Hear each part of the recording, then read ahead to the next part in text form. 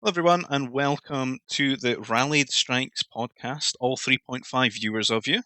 It's a dead podcast for a dead game, and today we're going to be going over the expanding front Civs, and I'm joined here by Raphiel and RVA.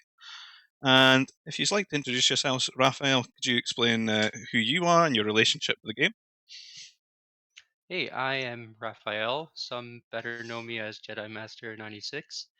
I've been playing, I think, since end of 2013. So been playing quite a while. Happy to be here and talk about a game I love with one of my new favorite mods. So thanks. And RVA? Oh, I'm RVA. Some may know me as Grenadier. I've been playing this game since 2011.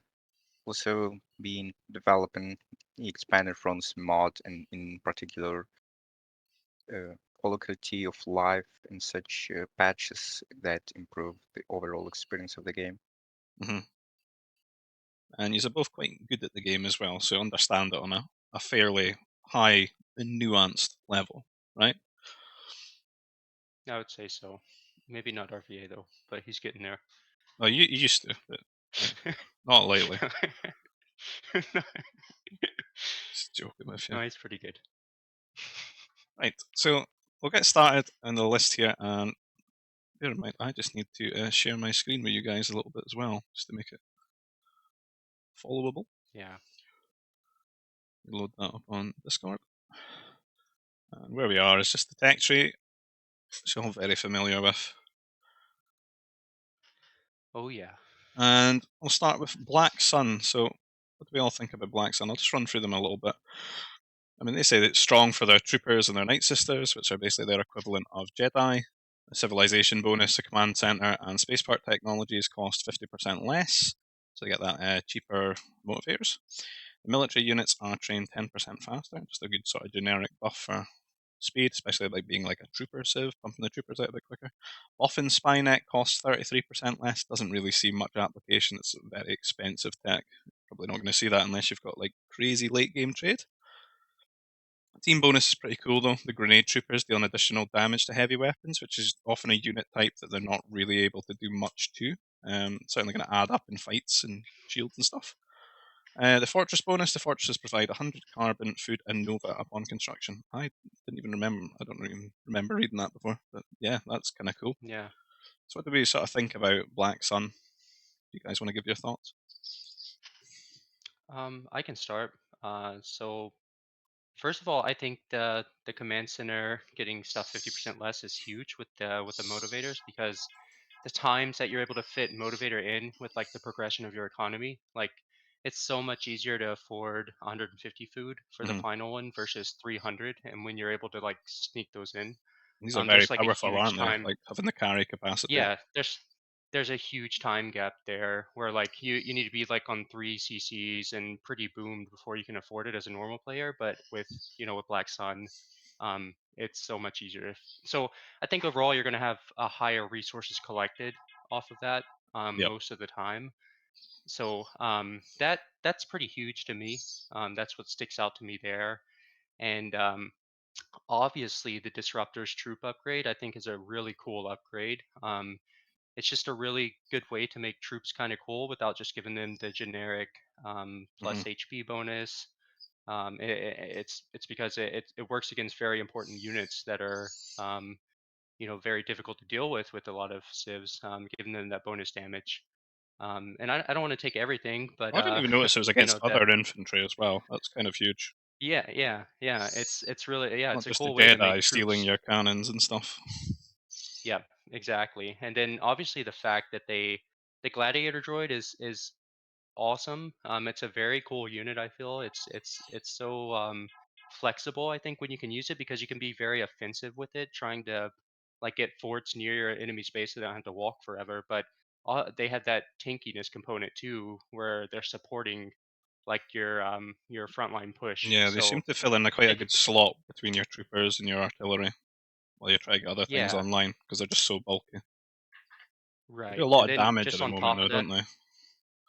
Yeah, they do have that AoE damage seems quite a lot. They like I don't think they should function that well to be able to like be their own army comp early T4, but then also be such a tanky component later on as Mm, well that yeah, they seem a little too versatile all around. Like the only thing they're missing really is to be able to shoot up in the sky because that's like their yeah. counter is ACs and air and stuff. But and then topping all that off, they have like a full Jedi tech tree.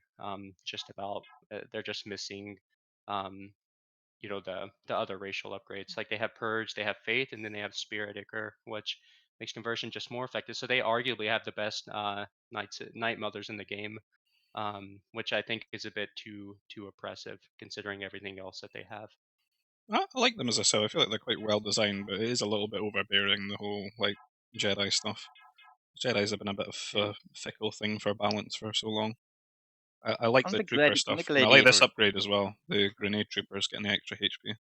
on the gladiator droids, I would just like to add that it's really fills a unique niche because there isn't really any other unit in the game that combines tankiness, great DPS, and that is Hmm. also pretty slow. I don't think there's like So a tanky it Yeah. really unit gives a comparable to them either, though. They seem to like really Mhm. fill in a nice slot in an army because they don't cost much really to get them out, and it's just like Hmm. it's a nice bit of health to have there without having to lean into like mech destroyers and get all that infrastructure and upgrades. Yeah. While you just get Yeah. things online because you can just get your artillery out first, then your troopers, and you can use these to almost sort of front line for your artillery for a little bit while you get all your trooper upgrades.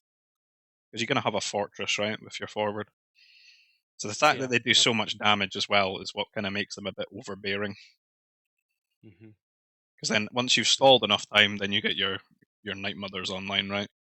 And then you just got like so many versatile tools to deal with other civs. I shall also mention the mechanical gimmick of them that their normal the the normal units and the one that spawns after they die, they take damage from different counters. Hmm. Hmm. So the gladiator droid is a mech, whereas after it dies, it spawns like a flying droid thingy that is a trooper. Yeah. So that's just like a cherry on top of how already Hmm. strong they are. Once they So you die, you they're already oppressive. yourself need to have a versatile army to deal with that appropriately Yeah. when it comes at such an early point in the game. Because arguably it could just be heavy artillery and gladiator droids at the start of the pressure you're receiving, while the troopers are slowly filtering in.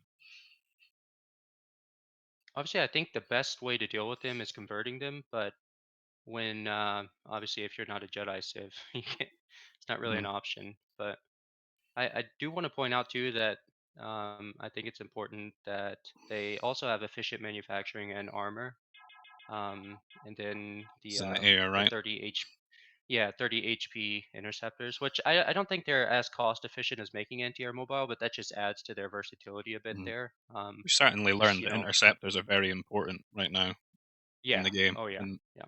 some like because vanilla GBG sort of like ACs were kind of really a big component of late gameplay, and with Hmm. interceptors coming in and a lot of these other civs that have got good anti-air options, but the interceptors particularly very good at surging forward and diving them. So efficient Then we've manufacturing, got like you the said, they're cheaper, and then they get the armor as well, and then that extra HP to apply that armor to as well. yeah, and then we've got the cloak smuggling too. I don't want to forget the cargo freighters and hovercraft with stealth. I haven't got to use that in the game yet, but it sounds pretty cool. This is Like something just that for sort of someone trying to sticks out as well. Like, you know, feel like the newer civs have all got kind of cool spaceport techs, but we only really got like the Confederacy one, and the TF one's more the like a team bonus. just a cheaper thing. Yeah, and this one, that's all we used to have. There's like quite a lot that they've added, which we'll go over the And resistance and that's Zann. that's quite big too because that means you need to raid with like detector units Hmm. to be able to damage a trait, which is what like starfighters and speeders. Hmm. um, yeah, so I think that's pretty cool. And obviously, their last thing there is the that I didn't mention was the huntress training. Well, I just haven't gotten to use the. I don't think really any of us have much the Night Sister hunters, I think I used but they them do before. have I a didn't really find them that impressive. gotcha. That maybe like find a place as like a raiding tool or something. There's a lot more. sticking out as something that you want to do with a Civ other than that, you know. Yeah, I mean, maybe to make them better, like the final tech there is 400 in food and 550 Nova. So um, just all the other tools that I think you'd just be better off making Night Mothers than getting into any of that stuff. Quite So expensive for T2.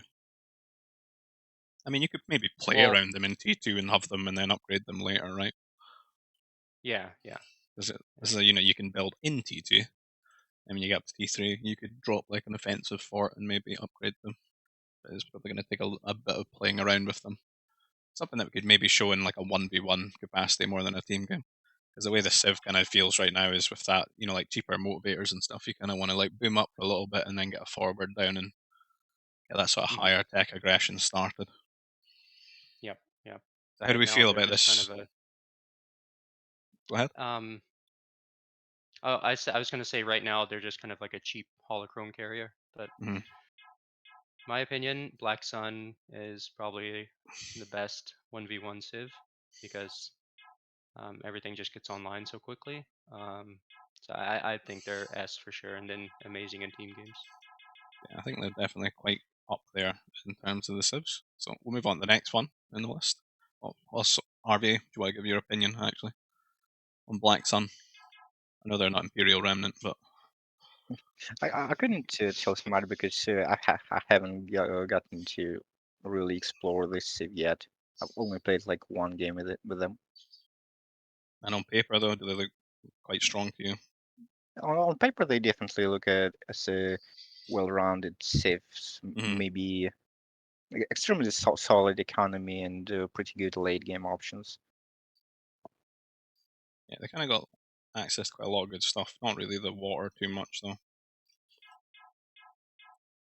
but they got that heavy weapons, the extra bits of pieces in the air, good troopers, crazy Jedi. Just a very well rounded, lots of tools for you to muck around with, which is definitely going to show in a 1v1 for sure, being so versatile. And then having that economic bonus as well, with the motivators and then a bit of extra res, you know, when you built your fortress as well, could really help you get like some really early pressure there. So we'll move on to Confederacy. So Confederacy got split into Confederacy and Geonosians in the expanding Yeah. fronts. To talk about this, Civ, like they herald them as being good with troopers and mechs. They still got these weird little weaknesses that I don't really care for. Like aircraft take 5% longer to build and 5% more expensive. It just Hmm. kind of feels pointless if you don't have the good techs. That's kind of punishment enough in my eyes. They got the unique unit being the Magna Guard. It's like a melee trooper. Their civilization bonus, military buildings cost 10% less to construct. The mech factories work 15% faster. Their team bonus, trade units return 25% over, which is quite a good team bonus, that. Fortress bonus, the fortresses have an attack bonus against temple units, so help with dealing with like Jedi and stuff, but I don't think they look like the most obnoxious or strongest in terms of their bonuses here. What do we think about Confederacy? Um, I feel like I really like Confederacy right now. This might be in disagreement with some people, but the Magna Guard is awesome. They're so tanky. They're so good against the as a ground civ, you're always you're always rivals against the air civ, who's trying to get shields and air and kind of damage your eco with early T4. But the Magna Guard is just so good, and I feel like it counters that really well. It's a very tanky unit that air takes a while to deal with once you get the upgrades online. And then with the troops, obviously the +3 upgrade there, the +3 damage. Just that initial T4 is just so powerful. When you consider that, those are like the two big pieces I push for. They're really good. I feel like they're weaker against obviously the other stronger ground civs, because then you consider some civs get those tools plus Jedi right now, and they don't Yeah, have Jedi. They don't have great air. I definitely consider them. I understand that in the ground aspect. I feel they've definitely fallen off, but just against overall versatility, and they get the +3 on their mechs as well now. So that's a nice little bonus there for like the strike mech heavy artillery push that you do early sometimes. Um, but I feel like they do come online quick. It feels a little unsubstantial after they get online with those troops. They don't have, as good options as some people, I feel, but they do get online quick, and then they have that Magna Guard option there, which I feel like they're kind of underused right now. I feel like they're a really really good unit for T3 rating, for T4 rating, and for your general T4 army composition. A little And bit then similar also to we got Black Sun, right? Like the way that they get started up, yeah, like it's going to be like yeah, yeah. getting an early forward down, getting your artillery, and then your troopers out. Just Hmm. they're not really up there in my eyes with the other civs though, just because they don't have as many tools, right? They're not as versatile. The Magna Guard does seem to have a Yeah. lot of promise as like a raiding tool, as well as like Hmm. carving through. Like it could be like a sort of empowered mountie, like as a tech switch coming through and like breaking a like shielded position for you, sort of frontlining Yeah. for your Yeah. units. And then the grenadiers and the mounties benefiting from that damage upgrade is always Hmm. nice too there. So definitely, lots of troop center focus. But and I feel like you have to do a heavy artillery push with them, and then you mesh in the troops. And I feel like overall their play style is kind of hard countered by air, which is like why I like those Magna Guards a lot, because um an AC early ACs kind of wreck anything that Confederacy is gonna do to They you. do at They don't least. They have. get all that tech though for their AA mobiles and stuff. Yeah, they get all that, but if you're investing in heavy artillery and trooper upgrades, and then now you've got to get all this anti-air tech as well, it's a lot to kind of buy when the other guy is just kind of making an AC. And um yeah, it's kind of a lot I in think it my kind of opinion. sucks for them. Is But like late game, you kind of your options going to be like just the heavy assault mechs and ACs yourself, right? Which yeah, you could get picked apart by Jedi, but you do at least have all that extra damage, which means a lot for the repeaters. And if they've got extra damage yep, on their mechs as well, which they might make to have a little bit more of a bulky army in the shields, they should be able to weather that storm a little bit better. As I said, they don't get access to like air or Jedi, which there's some civs that have kind of got the tools that they have, that have those too, yeah. so a bit more versatile. RVA, what do you think about Confederacy, especially after the split? Because I know you used to play Confederacy a lot. I've seen you used to build your big bulky armies of mechs and put them in shields. You played it a little bit different than others who would go into the repeater troopers. One thing is that hasn't been stressed enough. The team bonus is probably the best team bonus in the game, Extra because Nova, having the extra nova is really important, because you especially can with have the the same amount while being more population efficient. that should And apply more population on the efficiency, cargo freighters as well, right? yeah, yeah, hmm That new unit that and sort of does like 3 times the trip or something like that. It's just like a very high value of Nova. mhm. They also get the fusion extractor as well, the final Nova upgrade with 25% faster on top of all the other ones, Oh, these things are at the end. which is pretty cool. That's a new So you can one. definitely get a lot of Nova So we used to only online. have the Trade Federation one. There are like a lot in expanding fronts. There's a lot more maps where there's more Nova on the map to actually make use of that. Yeah, yeah. There's quite a few that have got big piles of Nova and ore in the center and stuff like that. Because a lot of the vanilla maps are But kind right of barren for those types of resources.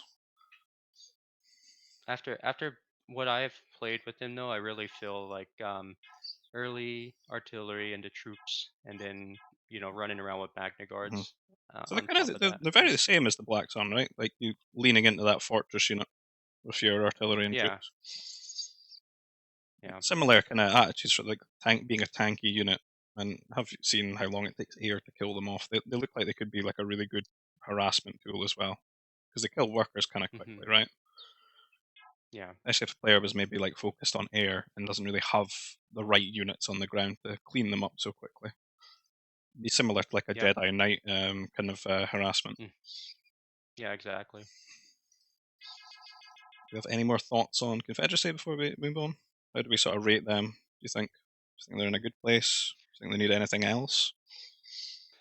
uh it's tough to say because like I just don't know what a good place is Hmm. anymore when Maybe just need to see like the other things before. brought down a bit. Yeah, I want to talk through a few more because it's just it's tough to rate these for like Black Sun. Obviously, they have eco bonuses. They have they have awesome Jedi. That they're kind of just on a different level, but these guys don't have Mhm. um, some of that How stuff. do you feel about the little weakness thing? They apply, like That kind of a legacy I from like don't the think. old vanilla design, which I don't really agree with. Yeah, if anyone should get it, like I think I posted this in the EF discussion. I think Geonosians should get it because they at least get shielded air, so it kind of makes sense that maybe you give them a weakness because they have such strong ground options as well. Um, but for a Civ to not have any of those air upgrades and to get 5%, um, to have those debuffs on there, Hmm. it kind of just takes away from the team play when you need to go pocket air and you need Yeah, to do things like that. It's kind of like just a nuisance that yeah. it just puts you at a disadvantage for no reason really because you already don't scale into air. Hmm. So that should be the weakness right there of having to go having to make air. How about you, RV? Do you have any thoughts on Confederacy that you'd like to share as well?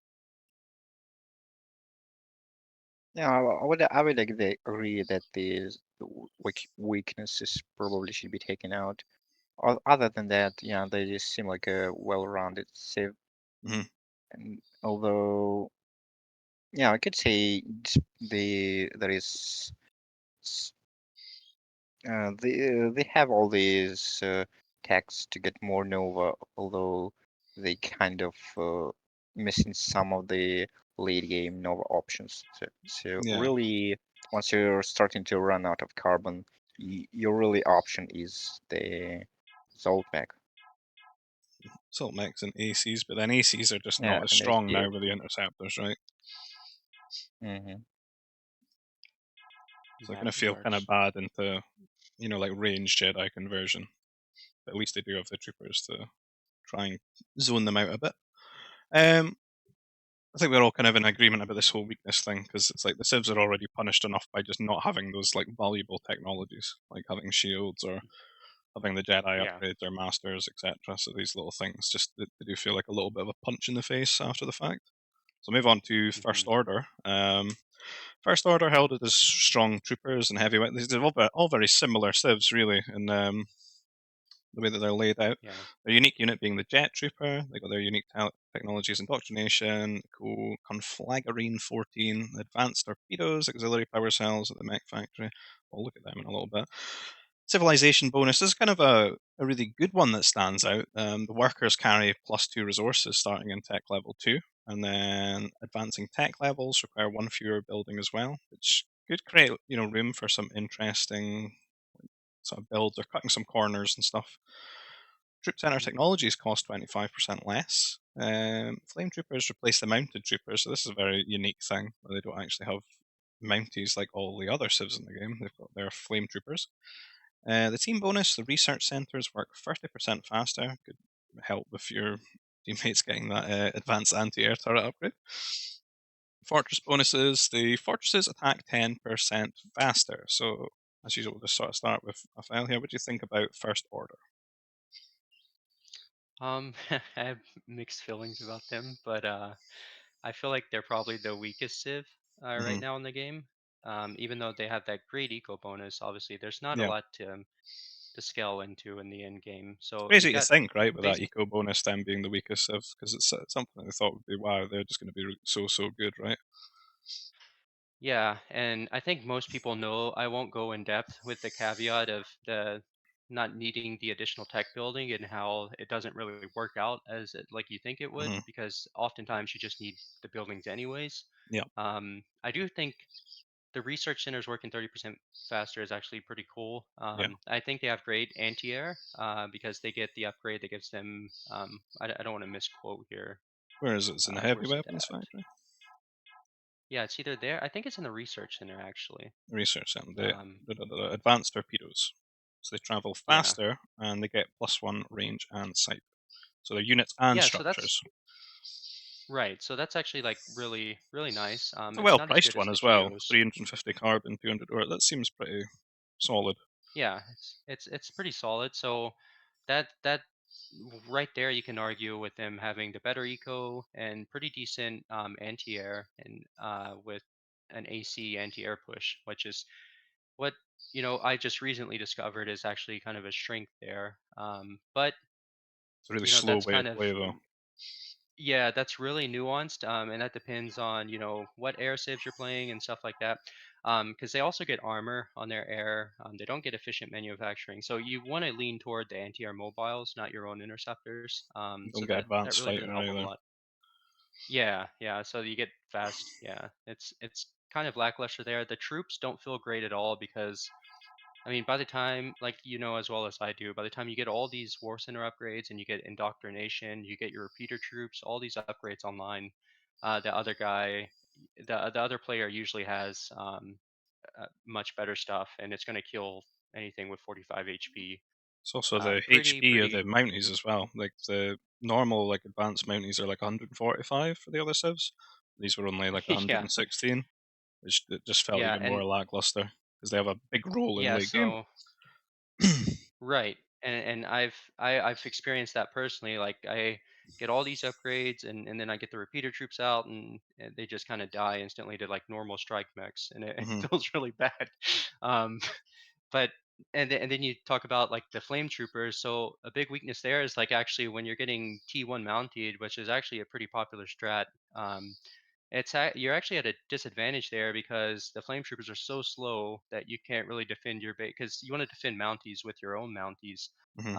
just for the mobility and the counter pressure you can add, and they kind of just are very lackluster there because they're so slow. They have less HP, and then in game they're supposed to be like a core unit here, but they end up being so slow that they usually just die before they get to the army, and They do have some like interesting buffs though. If their HP or maybe their armor class got changed, which is something I think they talked about maybe doing. They've got this I think they're increased just attack speed, and then they've got this little bleed effect thing. I'm not too sure how good this bleed effect thing is. I feel like they really just need they've got to you've got to give them some speed. They're just way too slow to Hmm. be a troop center unit on GPG. Like when you start thinking about ACs and air and artillery and the health pool they have against like troops and like they just there's not any window for them to ever use those upgrades in the game. I feel like Hmm.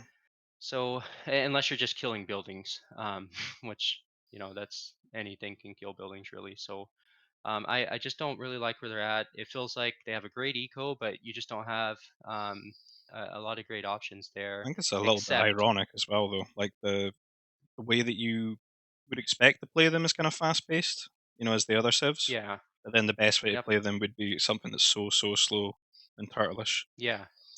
And just to point out the make sure I don't miss the jet troopers here. I don't know if you guys have gotten a lot of time to use them, but I just feel like oftentimes they're They can get hit by kind of everything, right? useless. Yeah, yeah. Yeah, they don't feel they don't do a lot of damage either.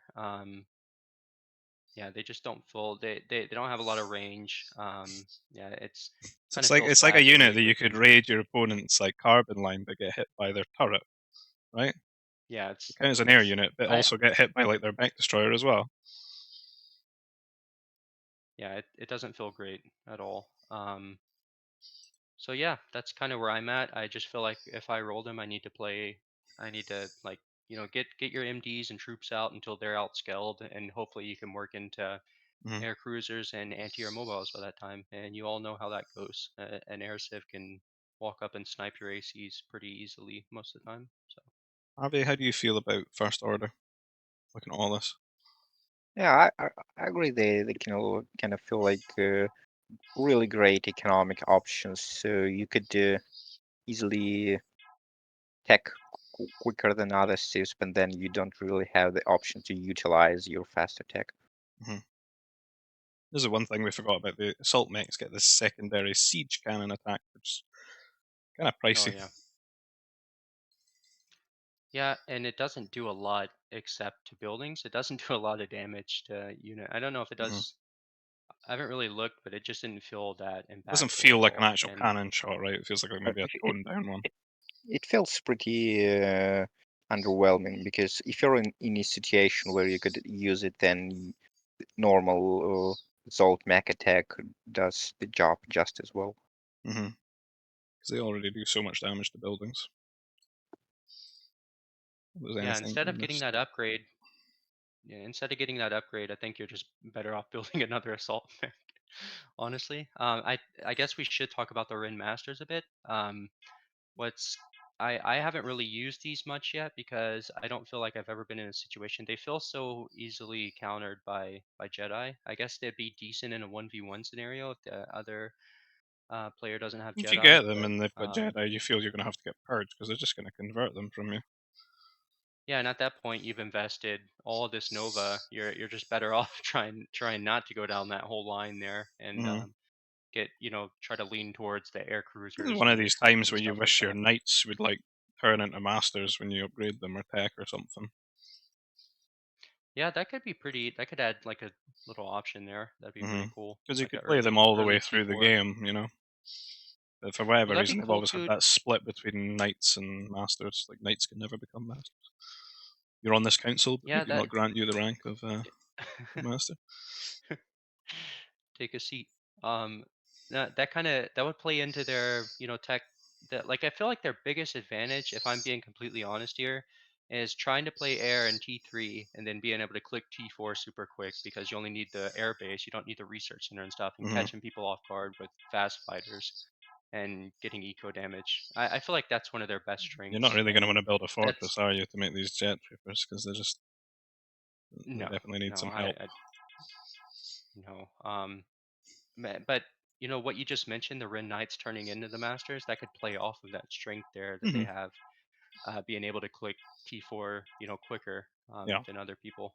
So that could be pretty cool there. But it would be yeah, a way to make that unit a bit more useful because, like, if you could at least play this in the mid game and bully other air civs and stuff, like civs that just I don't know have I've enough units to deal with it, then you could scale them into something as well with a quicker T4.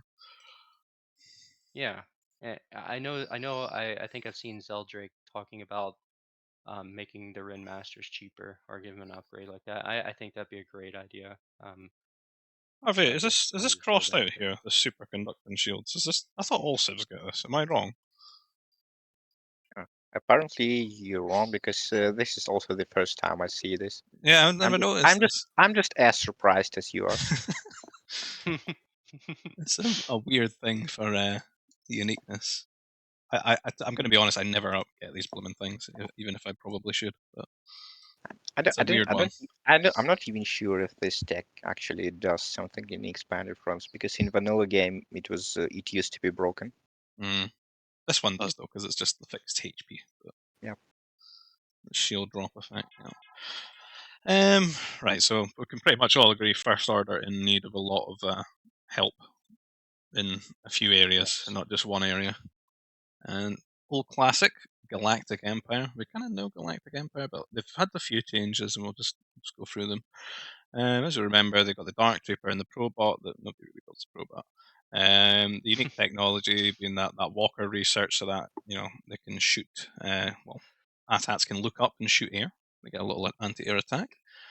They added chain lightning at the Sith Temple, if I can find the Sith Temple, which gave like an AoE effect to Sith Masters. Yeah. And we got altered bargains, which that's pretty much just another resource trade fee, right? So you can abuse the spaceport a little bit more. It was reduced to 15% for that normal one, and then they can completely remove it. Just get some better trade at the spaceport, right? I think I'm right on how that works.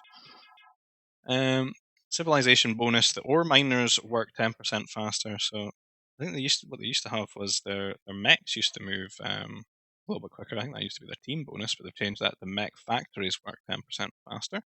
Their fortresses are built 10% faster as their fortress bonus. And they've got this little added caveat: these airbase units cost 5% less in T3, 15% less in T4, and then they've got cheaper upgrades to the heavy mech destroyer as well. You don't really see it listed there; you just see the unit, but that's a bit cheaper as well by 25% less. Kind of a lot there. So very mechy looking. So where do we feel Galactic Empire stand in the grand scheme of things here? you want to go first, RVA? I've went first the last 3 times.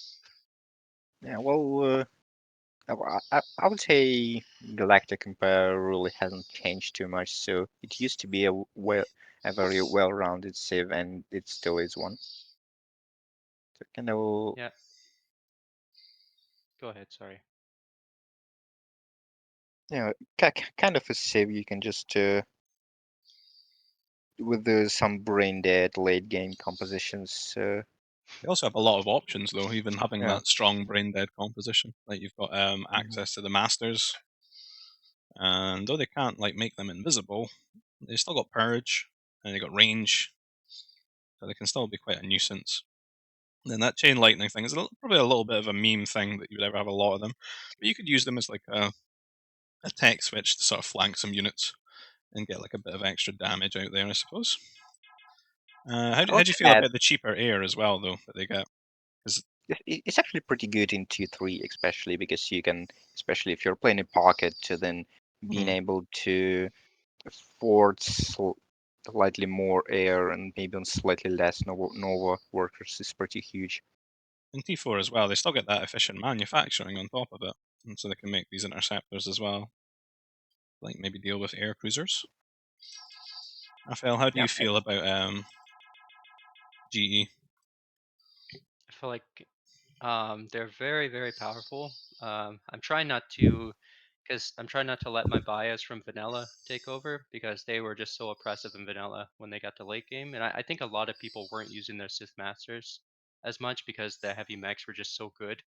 But I think nowadays when everyone's using the masters and just the whole army there combined, having that heavy mech upgrade 25% less too is kind of huge because you could Hmm. just get that power spike a lot a lot easier online. Obviously they have 281 HP once you get both of the mech HP upgrades. um, yeah, very very oppressive. And just again the Sith Masters to scale into behind that just feels amazing. And like you said, even though they don't get invisibility, just having I mean, they get purged, so they can trade with other civs that can convert masters, and um, again, especially against other civs that don't get purged, I feel like they actually have better masters there. Um, yeah, that's kind of my take on them. They feel very good. They get heavy artillery. They get repeater troops. They're super versatile, advanced fighters, efficient manufacturing, and like you said, the cheaper air. Yeah, they were kind They of like just the feel poster really, child of just having too many options, right? Which some of these newer yeah, civs have maybe borrowed from, maybe a little bit too. They were almost like, as I said before, they were like a cautionary tale because they felt so oppressive because you had these mechs with so much health that you could go into first. And then you could add in the other things as well. And then on like low Nova maps, you could even go repeater troopers, you could go like artillery. Um, they had the cheaper air anyway, they had their faster moving mechs, and they've even got like advanced frigate as well. So on like those water maps, you can still build a lot of frigates earlier in the game in T2, T3, go up to T4 and upgrade them and sort of keep them around. You just don't have like that advanced cruiser and maybe those like war center techs that make them, a bit cheaper or move a little bit quicker. It's still sort of like, hybrid viable, which is very versatile, right? yeah, and also just to kind of mention the chain lightning real quick.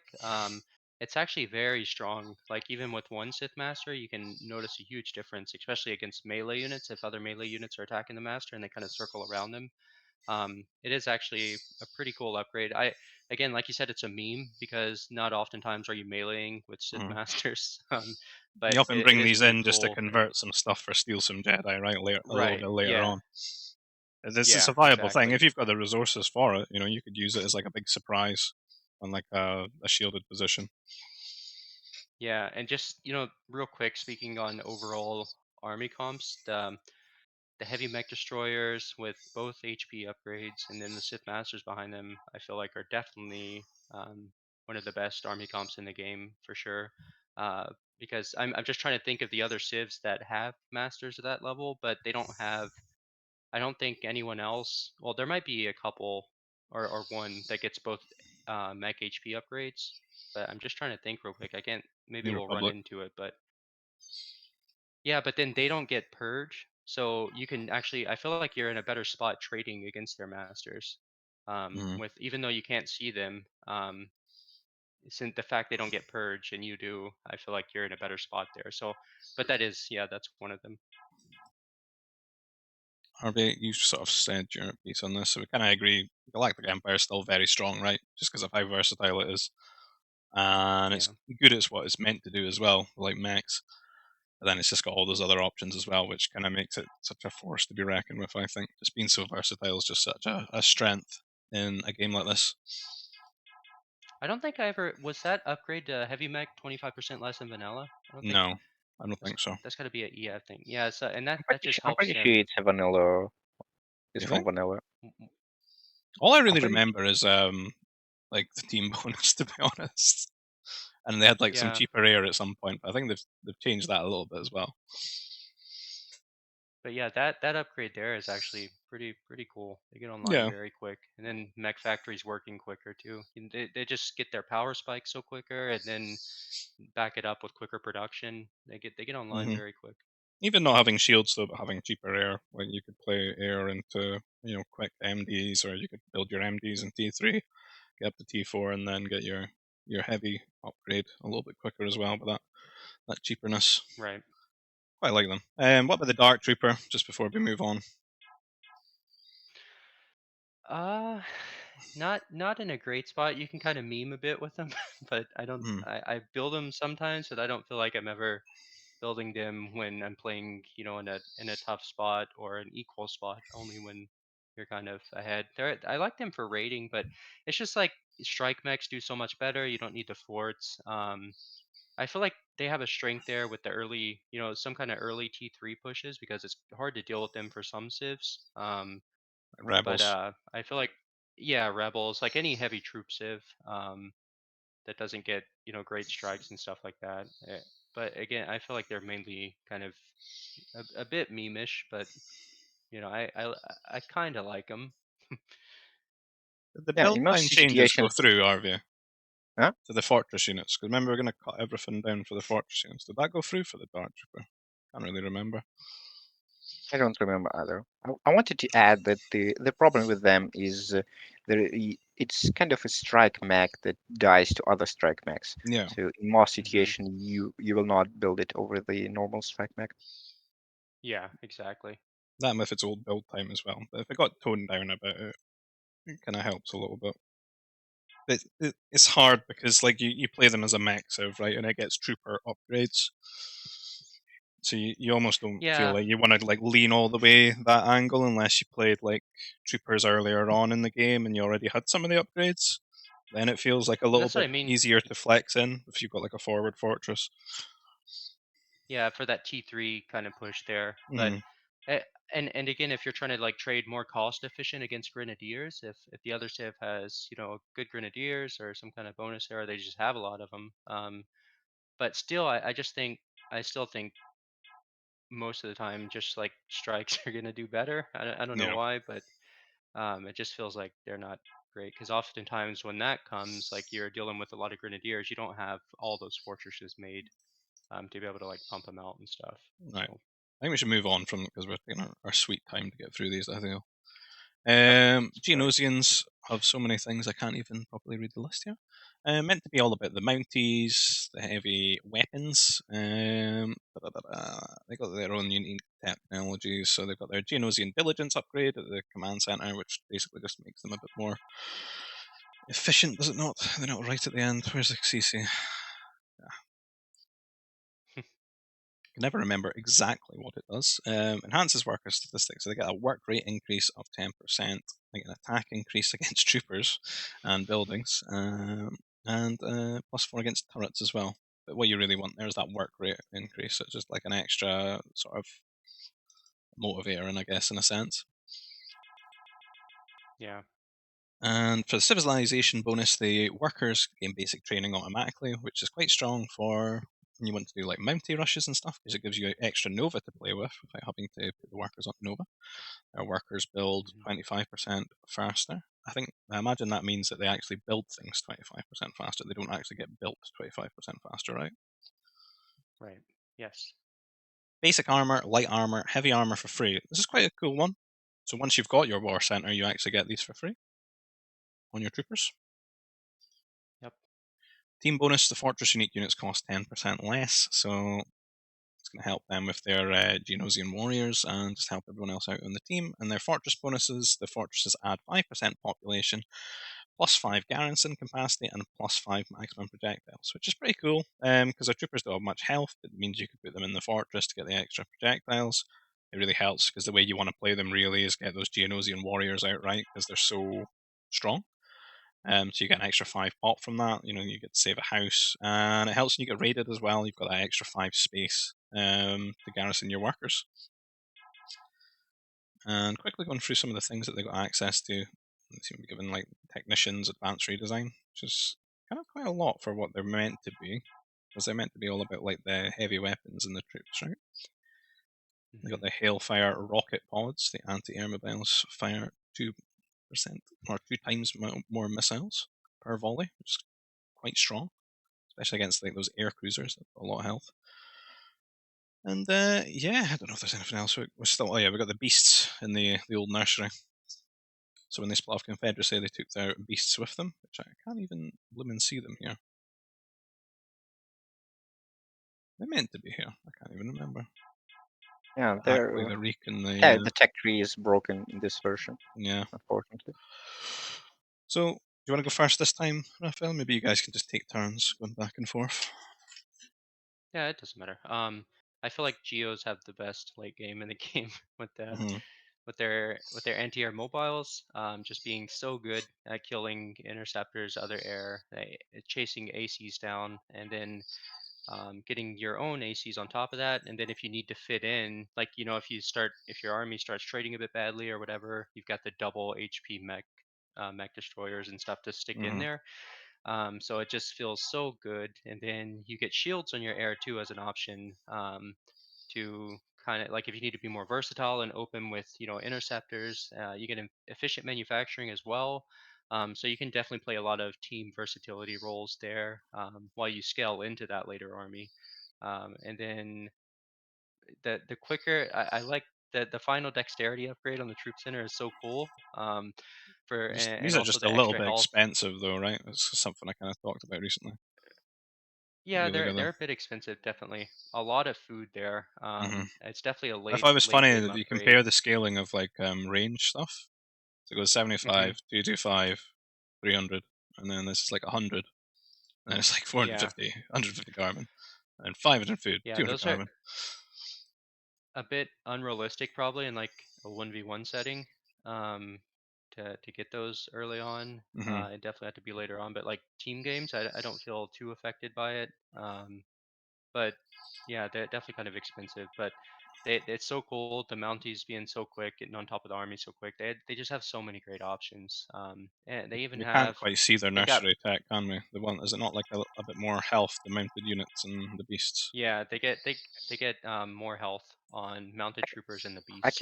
can stream the fixed version of the tech trees instead, I if think it's you'd going like to me just to make it do a that. little bit more complicated for me to Yeah, we'll just operate. yeah that'd be complicated.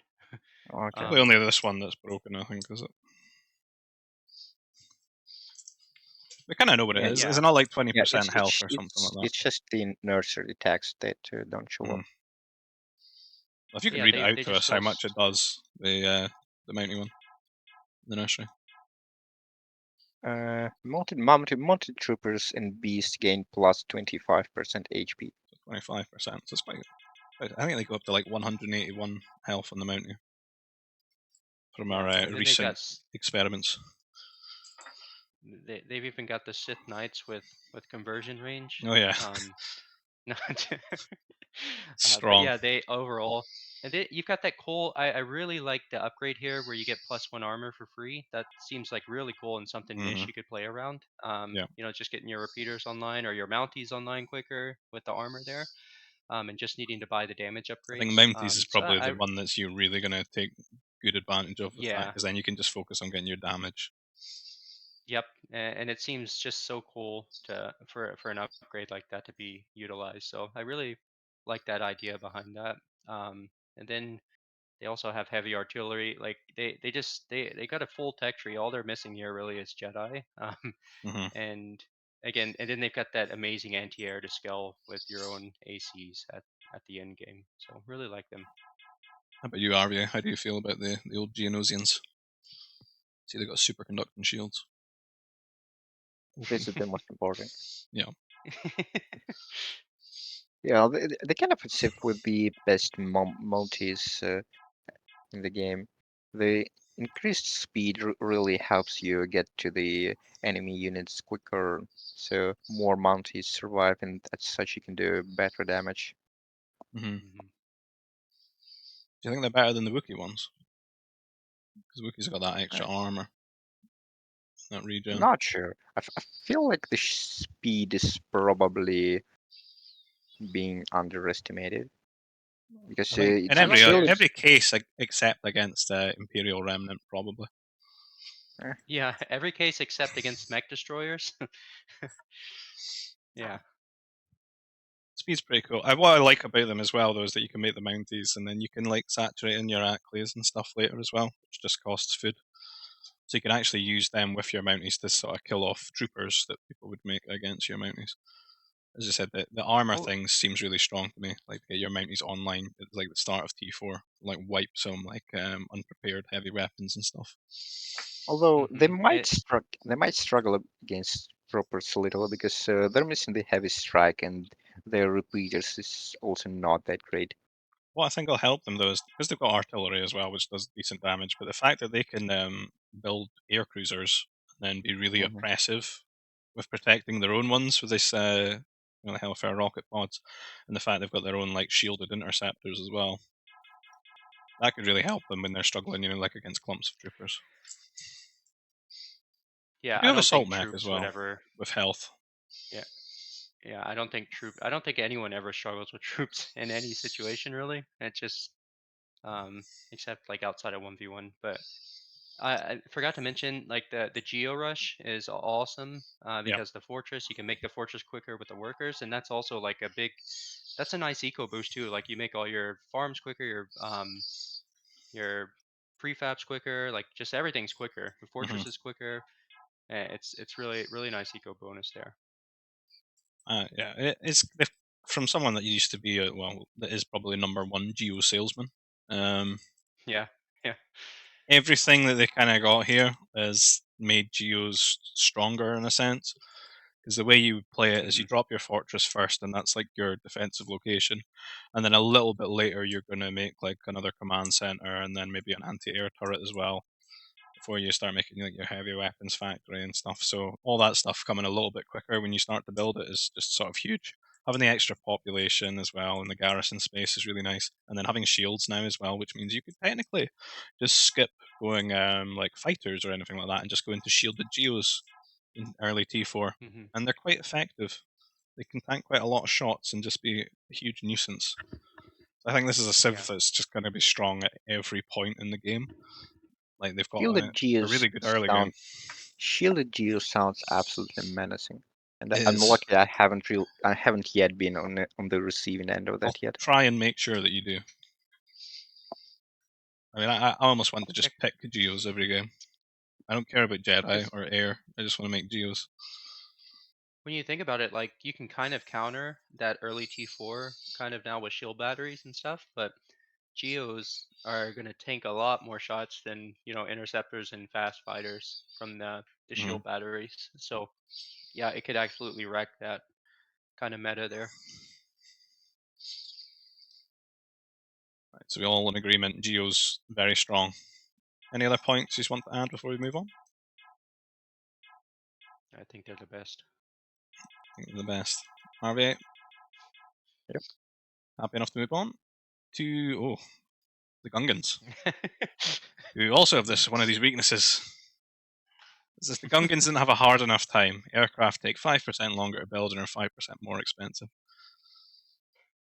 So their unique unit being the old Famba shield generator that you build in the fortress, which is just like a walking shield generator. Unique technology is the creature training and the heavy weapons factory, which I can never remember what it does off the top of my head. Pummel is twice effective against walls. Mobile anti-air is more effective against air. Artillery is more effective. It doesn't really say how more effective, but they are just more effective. Except the pummels, they're twice as effective. It's quite an expensive one. It's a little bit similar to the range upgrade in the research center in terms of price. They got their extra range on their troopers, but they never really have the health for their troopers, and they don't have the grenadier upgrades for the troopers, which the things that I would have thought you'd want to abuse with this extra range really on troopers. That extra 2 range as well. It's quite a lot of range. This is a new one, isn't it? The potent plasma. Where on earth is it? The war center here. All Gungan projectiles deal extra damage to mechs. I don't think it's a lot of damage, is it? I think that one's a little bit underwhelming. It's like, yeah, it's like +1 from troops. I know it's +1 from troops. I don't know exactly though, because I think it's like +1 from troops, +3 from mechs, from other mechs. But I could definitely be misspeaking. But it doesn't ever feel great, Just because a lot of substantial enough compositions to carry them. nowadays, yeah, it's not great. Doesn't feel impactful. So the Civ bonus, Gungans can build prefab shelters underwater, so that's always really comfy on like big water maps, just saving all that space. The buildings have self-regeneration, which is kind of cool because there's not really anything else like that in the game. The foragers and shore fishers work 15% faster. I kind of like this, but it didn't seem that impactful for when I did some tests. It only really kind of came down to you were just a little bit more comfortable dropping like 1 forager. So it would have been good on like Space Mass, but I mean, I can't remember. Nobody wants to play Space Mass, especially not with the new EF maps. The shore fisher one, because they're already so fast as well, it didn't seem to matter too much. Military ships have detector capabilities. I don't think it really mentions, but their frigates are always like invisible as well when they're not in combat. Yeah. Nope. Classic. Well, this has been happening a lot lately. Well, what happened? Oh, it just dies for some reason. Oh, I've got my tech tree up. If I can start talking if you want. That's alright, because I have to put the thing on the screen. I'll just relaunch it. It's like, remember how the game, once it's been open for a while, the memory seems to like build up. It just seems to have been like Oh amending yeah, it, and it yeah, freezes now. yeah. Uh, It would happen on Gungans too.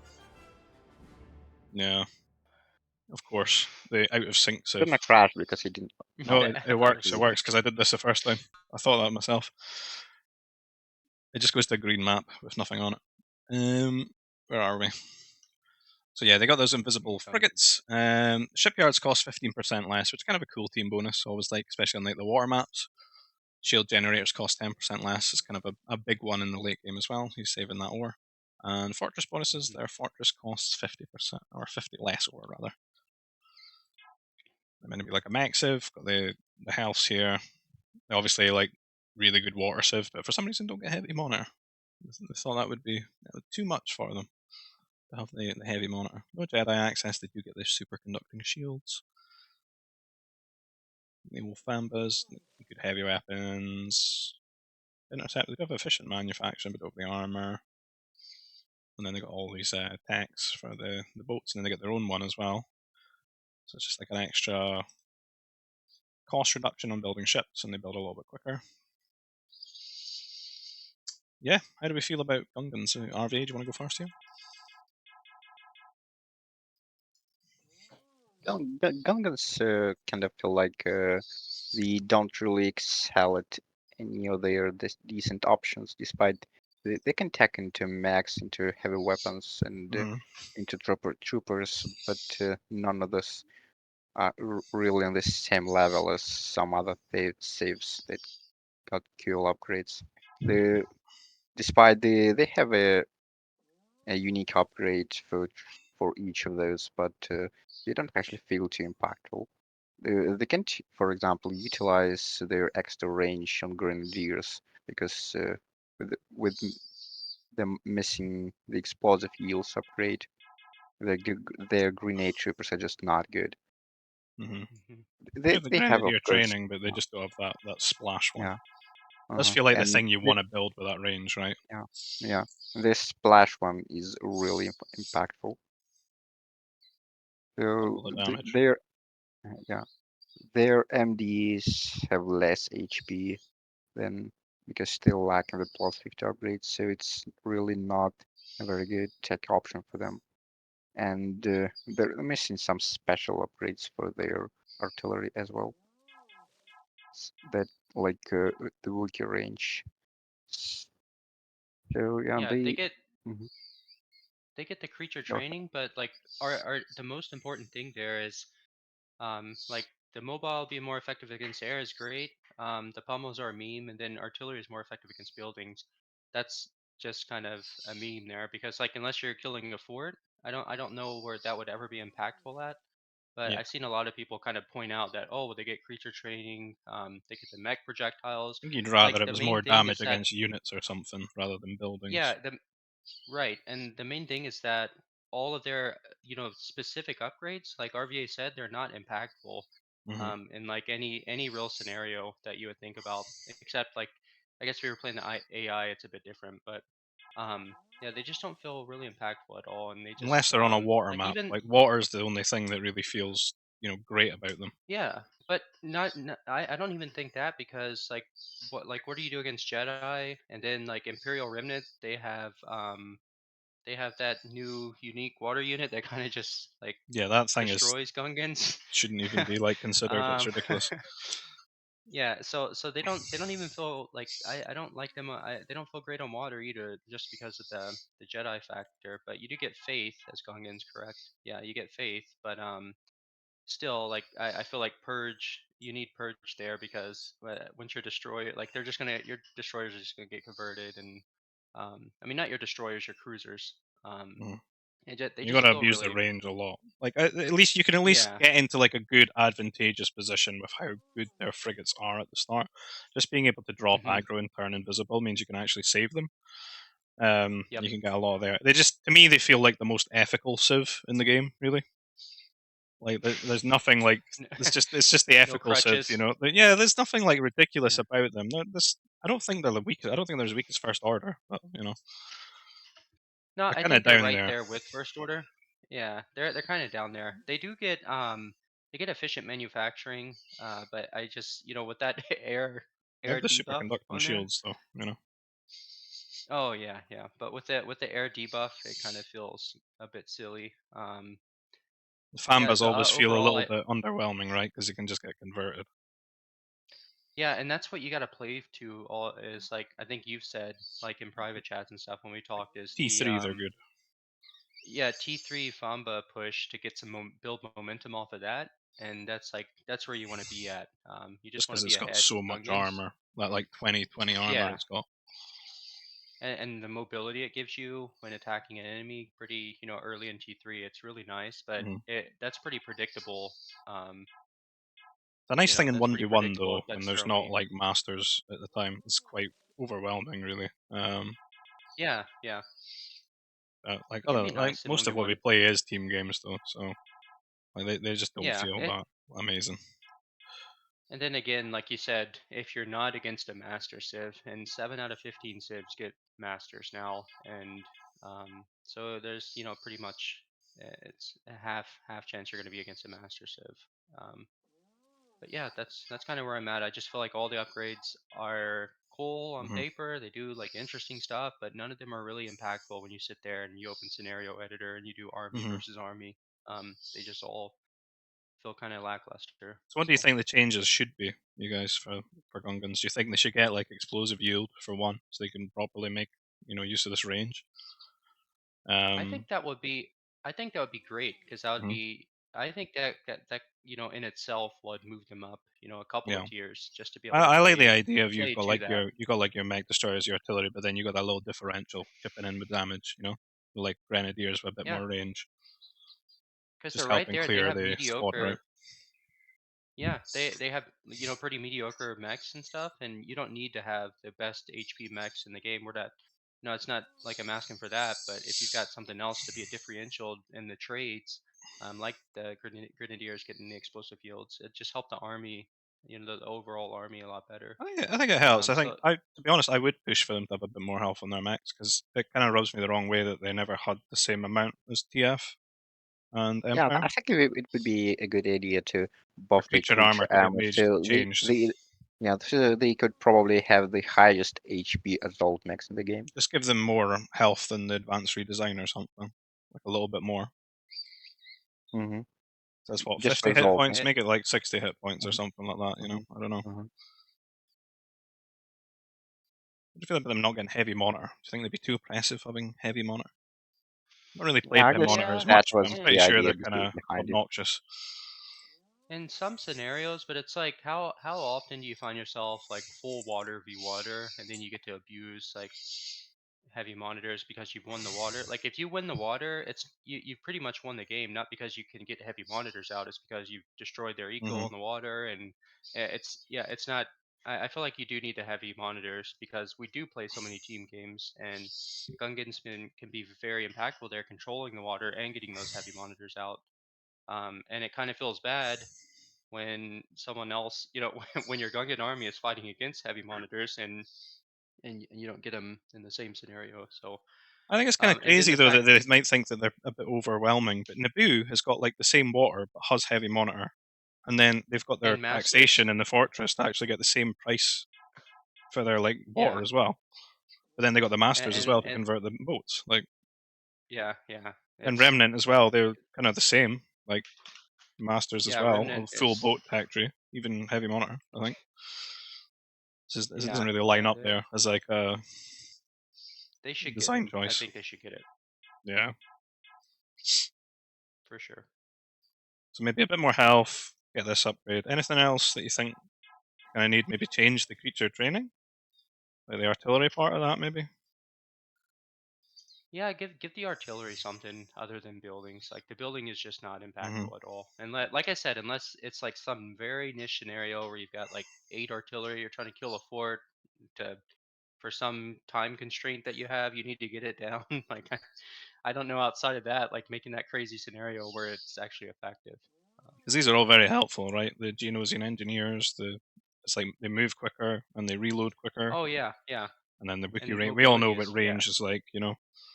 So that yep. feels a little. It just feels like you wouldn't really bother, really. I don't know if you really need that like mobile anti-air efficiency when you've got retrofit. You probably just get heavy in retrofit, really, in Hmm. my eyes.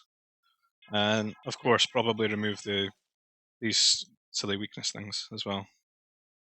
I mean, their Yes. air is Yes. already shoddy enough. So we'll move on to controversial time. Imperial Remnant. Well, just let RVA take this RV's one over. leftical. It's it's his only Civ he plays. Strong units, defense, Sith, ships. It should really just be everything. Weaknesses, mechs move 5% slower, so that's to compensate with the whole splash scenario. They got the Shadow Trooper as their unique unit in the fortress. They got the AT-AT Swimmer, which we'll talk about, I'm sure, soon enough. It's something that I've recently realised how stupid that is. The unique technologies, the Artusian crystals, which I think is that the temple? So it makes the Sith Yeah. apprentices, knights, and shadow troopers 2 times faster. And I think the way they kind of aimed with these guys with their shadow troopers as well, and their team bonus, the temple units gain 1/1 armor. Maybe tried to make knights a little bit more of a an angle that you go with these guys. So you build them quicker. You got their armor. Then you got the shadow troopers that sort of benefit from all of that as well as the unique unit. They scale into a bit later. They've got the Fortress Worlds upgrade and advanced particle cannons. So I'll come back to particle cannons in a second. I've got the research center.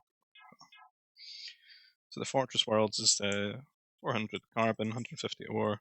All buildings gain 15% HP. Defensive buildings get an extra 1/1 armor. So on top of all these things, you can get quite a lot of extra health on your fortress.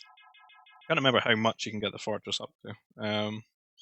But then their fortress bonus as well is a little bit more armor as well. It's kind of really bulky, like shield generators and fortress positions, and then you have the advanced particle cannons, which mech destroyers use projectiles that can pierce through multiple targets.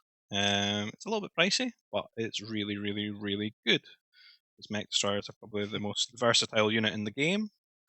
They do get the advanced redesign, they get the heavy mech upgrade for it, and what it does is means that every time they fire a shot, it can pierce through and hit multiple units. So the more that you get, the more value you get out of it. And then if you put yourself in a shield and sort of a tanky position, you can almost make yourself impervious to a lot of the counters that you would face with mech destroyers, right? Like Mounties and stuff, because that damage is all going to ramp up and it's going to hit so many when they stack up and try to go for the same target. So, RV, do you want to start things off here with Imperial Remnant? What are your sort of thoughts on the Civ as a whole? Leaving aside their mech destroyers, because we don't talk about the Imperial Remnant's mech destroyers.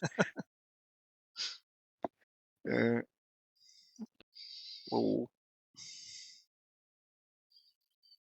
I Yeah. realized I'm actually not sure I didn't get to use their fast creating shadow troopers too much, He's because only why would made you the do mech that? destroyers.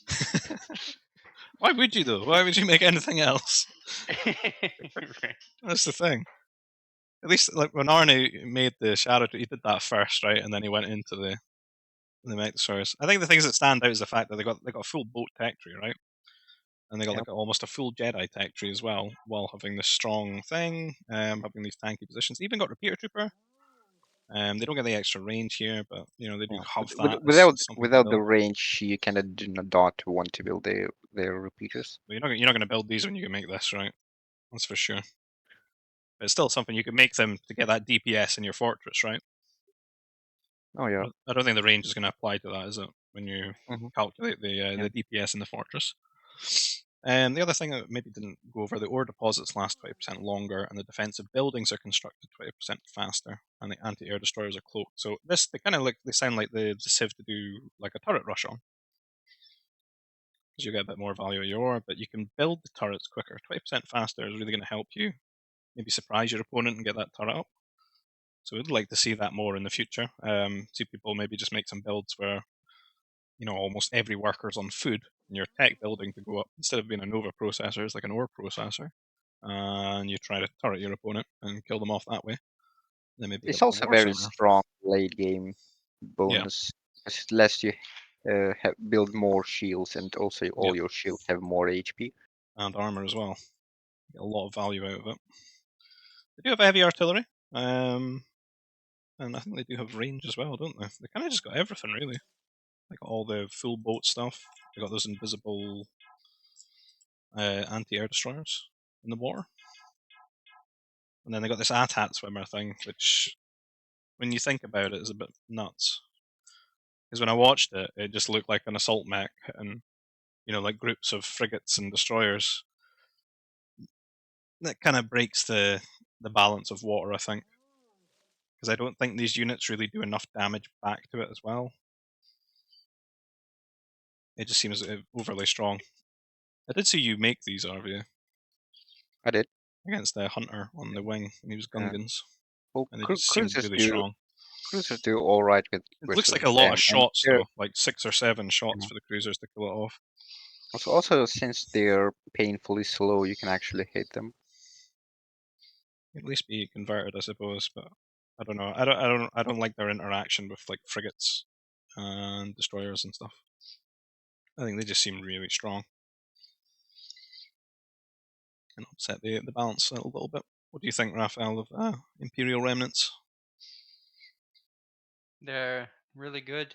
So even if you don't look at the mech destroyers, which makes them broken by themselves, like they have a Mm. full Jedi tech tree, full water tech tree, um, and the Shadow Troopers are actually, I think, really cool because, granted, you know how things are right now. You'd want to try to get um, a swelling number of artillery out to kind of deal with the mech destroyers right now, or in general in early T4, that's what you go for. Mm. And the Shadow Troopers completely destroy that, and they're very good against those early artillery openings, early MD openings. Like you need to open repeater. You definitely you need to open repeaters and like strikes or something against them. You got to remember as well, they Definitely get this repeaters. extra armor from their team bonus as well, which really helps out against that. Yeah, yeah. So you need to open repeaters, and even the repeaters are going to take a while to kill them. So I just feel like they're very, very tanky. And on the back of that, you can like do whatever you want as Imperial Remnant. You can tech into your MDs, you can tech into your artillery, or you can tech into the masters. Like they feel really really powerful there. I really like that unit. They feel kind of like the Magna Guard, but a bit tankier. In some circumstances. Yeah, I would say, And to be honest, if they didn't even have the splash thing, they still feel like a good Civ. yeah, no, the splash, yeah, that's if you completely took that away, I feel like they'd still be near the top Yeah. just because of that stuff. And then also you look, they get efficient manufacturing, they get armor, and then they have the 30 HP interceptors. So Yeah. Same as some Black air Sun. versatility options. Yeah, yep. So you got air versatility options there, and just the great defensive structures that RVA's already talked about. They Just don't have a makes them. spaceport pack though. Inferior Yeah, Civ. we'll have to consider that. But and then also like you mentioned the AT-AT swimmer, so I heard they removed bonus damage that assault mechs got against frigates and boats. Mm. But it's still like it's still just having AO that amount of AOE It's like a on the combination between on the that and like sea. how much damage you can do back to them. It feels like a bit of a disconnect. I feel like they really upset Yeah, the it makes water them. balance. Yeah, if you open them up on scenario editor, they destroy any army that Gungans have. They do great against like you're just gonna kill the army and your army's gonna get on the cruisers. It's just Mhm. completely one sided. And they've also got the Jedi And as then well with range. Like yeah, you get the Jedi behind that, so it's like it's feels completely broken on the sea aspect dealing with him. superconducting shields as Um, well. yeah, you can't forget that. But I feel like overall, just the meta or just like the strategy you have with the Civ is very cool and unique. Mm-hmm. Like just with the fortress, the shadow troopers, the Sith knights, if you want to do that as well, and then like behind that, you have all this defensive structures, all more ore to work with, and you can tech into your masters, you can tech into the MDs, which is the popular thing right now. But Well, I think it's a little bit I sad because definitely of the MDs, because I feel like all that stuff you've said doesn't really get to be explored as much and fleshed out as much yeah because of the, yeah it's so pretty much just get this upgrade, get the MDs out. right exactly so I do feel like they're probably the best team game civ right now for sure with the MDs. And then I feel like even if you remove the MD from Mm-hmm. the game with them, they're still like up there. You know, So they kind of feel like if without the MD thing, right? They're a bit like Dark Side Naboo. You got like that strong yeah, boats, you got that strong Jedi, and then you got that like big, like tanky fortress unit as well. They just yeah, obviously don't yeah. have like the That makes air sense. options, but then they got the artillery in lieu of that, so it's like an alternative thing to do, in P4. But they feel like a Yeah, defensive civ that you could, pick people apart with. yeah, Of for course, sure. this is just taking a lot away from them. I think even if that's gone or it gets, like it does find a way to be balanced, they're going to be like a really good civ because they've got way too many options. I think. I don't know if they need Yeah, to have things removed or other civs need to just get a little bit more to feel, on the level. But they're a little bit overwhelming, I would say, in my opinion. Anyone else? yeah. Anyone disagree with that statement before we move on? Nope. All agree. IROP, yeah. IROP. And then New Republic. Meant to be Air and Jedi. They're meant to be the new Republic, and I think when they go through everything, they do feel like the new Republic, and Republic feels kind of old and inferior. They got the V-wing airspeeder as their sort of air unit. It's a bit like a more responsive bomber, I would say. Does some good damage to like ground units and buildings. And the unique technology is the new Jedi Order in the temple. Where's the temple? So this is Jedi conversion is more effective against buildings, so you can maybe steal shield generators, spaceports, and stuff a little bit quicker. We've got the scramjets in the fortress and the new class modernization of veterancy. So veterancy is the troop center units cost 20% less, and you'll note that they actually have the range. They've got repair trooper and they've got droid assistants. They have advanced redesign. They've got technicians, so they've got a lot of health on their mechs. They don't get heavy mech destroyer, but from a Naboo, just having like advanced redesign is good enough. When you get a shield generator down, you can use that to stall, especially when you've got other things to lean into, like air Jedi, air cruisers. They're kind of like a full boat civ almost. They just don't have heavy destroyer, but that's not really like a relevant one in the late game that much. It's more about the cruisers and the frigates and the anti-air destroyers. almost full Jedi tech tree, except they just don't have Faith in the Force and Force Purge, which is going to be their sort of drawback there. And they do have heavy artillery. They've got the scramjets thing, so it's like the V-wings can go a bit quicker. Just a buff for them. Got that sort of full air, but they don't get efficient manufacturing, so they don't get that like cost reduction on them. But they do have this military units gain 10% HP. So that's probably going to apply quite well to the AC, I would have thought, because it's got like a lot more health than these units. Everything looks a bit normal. They don't get this advantage. They don't get the speed on their boats, but they do get the 20% cost reduction one, which is the one that kind of feels really important for you late game if you're going to play like a boat civ. And I don't think there's anything else out of sorts, but we'll just go back to their old bonuses, where if we look at this, the civilization, the attackers fire 25%. I haven't really talked about attackers too much yet. They're going to be like an anti-ground air unit, right? They're a bit bulkier. They have a bit more range. They cost a bit more, but they do seem to do quite well once you've got those shield upgrades. And they'll theoretically have a bit more health on their ones, right? And they'll fire faster. This really sticks out as quite a strong thing. The carbon, food, nova, and ore processors cost 25% less, so you're only going to play 75 carbon for those. Going to help your workers be a lot more efficient, right? And cut some corners, save some carbon. Same going into the temple. Technologies cost 30% less nova. Team bonus, the temples do not cost nova, which is kind of cool. Fortress bonus, fortresses have an additional ion cannon shot that slows enemy targets and deals bleed damage. It does seem to slow them, but I don't really get to see it too much. Do you want to start things off here with these guys, Raphael? What do you think about them? Yeah, I really like them. Like you said, they have just a lot of tech options. I feel like they're at the crisp there being OP, but or just very strong. I feel like they're right there at the top of being very strong, in my opinion.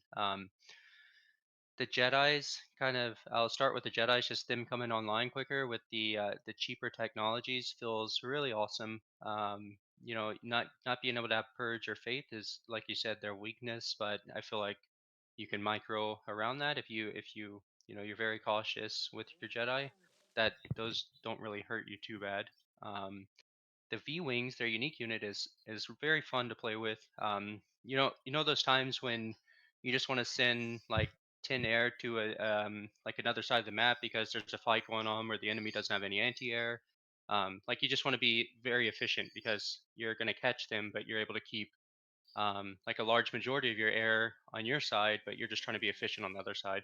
Those are like a really good unit for that, just catching people without anti-air and being very efficient. Like if you're Mm-hmm. fighting on multiple fronts, because they do so much and they can really wipe an army very quickly. And Yeah. it makes the whole other team kind of Kind of cool because they're a bit like bombers, invest. right? But they're not going to like Yeah, take up the space in your air bases when you're making like right. interceptors of fighters. But you can still make them to Yeah, so add that extra damage against the ground force. yeah, and just force everyone to kind of invest in that anti-air so they don't get caught like that. And the attackers are really cool.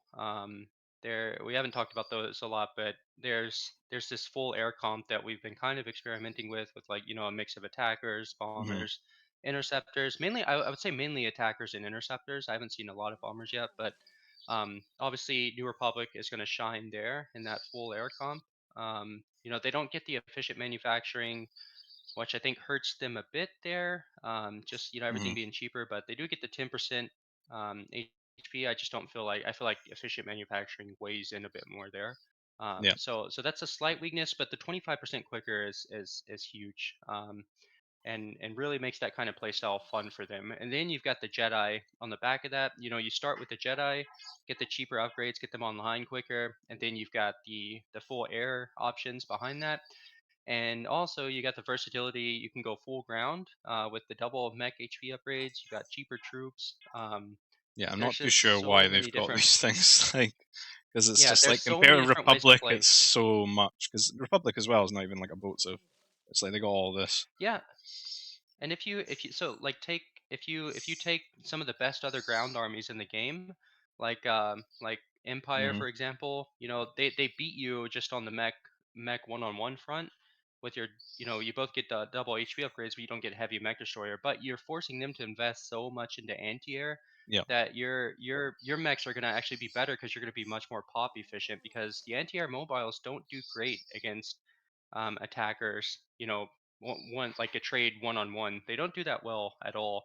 And you really need static defense, so you really slow down any kind of ground army push, and you make them have to really focus on pop efficiency. And I feel like it's just a very fun civ to play. You're very mobile, it feels, and they come online very quick, and they have a lot of options after those initial Jedi. It seemed like a good Civ for RVA here. What do you kind of think about looking at all this? A Civ that I could see you making good use out of, because you love building cruisers, you love building Jedi in air, and you like tanky things to put in shields. Absolutely. Best save in the game after Remnant, of course. I kind of think they're quite up there. Just so versatile, right? This almost like I don't really get them having this like It's a kind of cheaper troopers. versatility that you didn't really find in the original game. So Hmm. when you have like good mags, good navy, and good air. Yeah, I don't know if just like not having purge is like like enough to suggest that they're kind of balanced having access to all of this stuff. Like not having I heavy always destroyer. I, I only say the purge and faith as being their big weakness there. Like I said, you could micro around it, but Hmm. if they had access to either of those, it would just make them so much more stronger to Yeah, not having to spend all your attention microing Jedi. And as soon as you hear a conversion noise, you're kind of panicking a bit when you're playing them. You kind of want to run away because, um, yeah, that's their only weakness. I feel do you like. think they need to lose some stuff, or do you think just other civs need to get a bit more? I think you got to take away I don't think they should have mech HP with how strong their full air play is. And then they got cheaper troops to kind of get that Yeah, online quick. both It, the it just speed feels like upgrades too. as well.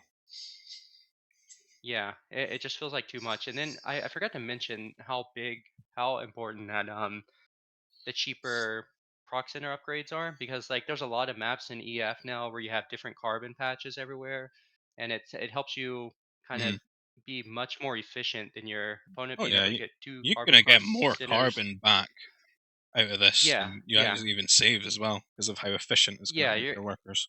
exactly. You get so much more back than You you're might even even be spending able, than you on your already Nova saved. processor as well. You might be able to go like double Nova processor. Like one on each side, just to make the workers bump Yeah, less as well. right. Yeah, it's very impactful. And then it also like if you kind of minimize it, much more niche, but it saves carbon for like bounty rushes and stuff like that. But Mm. that's getting kind of technical, which I'm trying to stay away from. But yeah, they feel very very strong, Well, with something like that, you very could say fun. that they're going to feel very strong at all stages of the game, right? So not just like at the start of the Yeah. game, but like mid game, late game.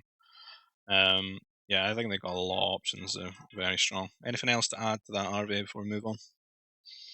Not really. He only wants to talk about Imperial Remnant. Right, Rebels. You should all have lots to say on Rebels. The old classic Civ. Unique unit, the airspeeder. We all know that. I think it's had a bit of changes, isn't it, RV? It's been toned down a bit. Yeah, it's been made slightly less oppressive to max. Mm-hmm. As it was in vanilla, because vanilla it was like a death sentence having them fly over your mechs. Unique technologies, the tougher armor from the War Center, so that's the one that upgrades the old troopers. So the mounted troopers get 50 HP and the other troopers get 30 HP. It's always a really nice one for this Civ. They got the plasma detonators. That's a new one, right? The troop center. So the grenade Yeah. troopers get 3 attack, which seems quite a lot. That must add up because it's an AoE unit, right? It can hit a lot of units at the same time. It's going to crash again. My god. I've got this open. Bear with me. Did it crash again? Yeah. It. I've just been looking at my own tech tree here, so. But even that rebel upgrade there, Confederacy kind of get that for free. Well, off that their droid upgrades. Yeah. I was just kind of thinking of. Right. Back again. Evacuation protocols as well, and astromech repairs. So these are two new ones that have been added as well. So evacuation protocols. So lost buildings return 20% of their cost in carbon. It does not apply to farms, mines, light walls, or monuments. That's fair. That's quite a cool thing though. Maybe like in the late game, if it's a map that's not much carbon on it. I don't think we really have much of those these days though. It's maybe something you would just get though, like when you're rich, right? Because it's food and Nova. Like in the late game, you kind of got a lot of that to throw around for the way that cargoes and farms work, right? Yeah. And in the airbase, the astromech. This is kind of a cool one, right? Airbase units regenerate HP because you've got shields that regenerate, and now you're going to have your HP regenerate as well. Yeah. And the command centers and laser turrets cost 15% less ore. That's quite an impactful eco upgrade, isn't it? Like saving all that extra ore. You don't have like easier T3s because you can. Oh, for sure, because you don't even have to run the you need worker to to get buy. the extra ore. So you can get your Yeah, you mech need factory. to, if you're going like double airbase, you can still get 2 CCs. Yeah, you can do that as well. The Well, farmers you work need to mine 10% ore. faster, which is always nice. Team bonus is really nice as well. Farms carry extra food. And the fortress bonus, the fortresses have +1 range and line of sight. So, RVA, what do you think about rebels in their current state? The changes from vanilla to now. I think they're still quite strong up there. Yeah, You've been and playing them a few bits. rebels have the best The interceptors in interceptor. the game Oh right yeah. now. Yeah, we haven't been talking too much about A-wing them, and upgrades. in current meta, the interceptor feels like a new fighter in the late game AC composition. So the faster speed allows you to snipe enemy ACs with more efficiency, and with the regeneration HP you also can do lose less of them. Yeah, so you can have 6 armor and then regen as well. Mm-hmm. How do you feel about rebels, Raph? Broken. I like the interceptors are broken. Um, being able to, I feel like their double turret T3 is quite strong, because you can still buy the mech factory for free. Mm-hmm. And then the obviously the boom with the boom's a lot easier with double airbase, because of the ore that you're saving. Obviously, they're just stronger in rushing in T2 because of the farmers, more food on the farms, and that's just those things right there. They're like, I feel like just the interceptors, how big they are, and then you've got the mobility options, with your tanky mounties, it just, all the tanky troop center units.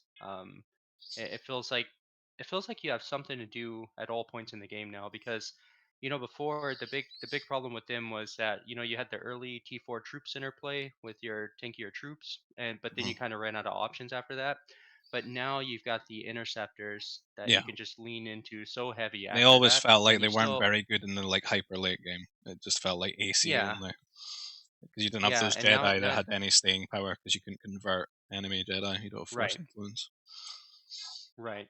And now that we do, we have the interceptors, that it just scales so much better also with your own ACs, just having those very tanky Mm-hmm. interceptors. And it's always fun to just be able to run, mounties or super tanky mounties around too. So I really like them. I feel like they're very strong early game with their bonuses, with their eco bonuses here, and Mm-hmm. then they've got a very strong early T4 with the interceptor harass or mounties, whatever you do, and then they scale into the ACs later on. So I really like them. I feel like they're very strong. I really want to play full air with them, even though they don't have like attacker bonuses and stuff, but just having like the like the regen and stuff. And I Yeah, like and that you've you got can have the efficient. speeder as well, the air speeder as well. And they Mhm. feel like they could have a lot of fun. It's like a pocket just playing full air with rebels. Yeah, I don't think anyone's done that yet with Rebels, which is probably going to be very strong, just because I used to do it in vanilla it's been more. because you could get like the A-wing, the air speeder, like the fighters and then like the bombers and stuff. But it's going to be so much now stronger with all these other extra options as well. with the attackers in there, it's going Hmm. to be probably pretty cool, and they get efficient manufacturing too. So theoretically, I think you can out air like a New Republic player in that Hmm. aspect, especially with the interceptors trading against their army much better. And just always that's going to be a bonus for them too. Is always having the better interceptors. They can always make more of them into their comp when you're thinking Yeah, about the pop against another full air civ, and they can always lean back into that, and they're just always going to dominate you there.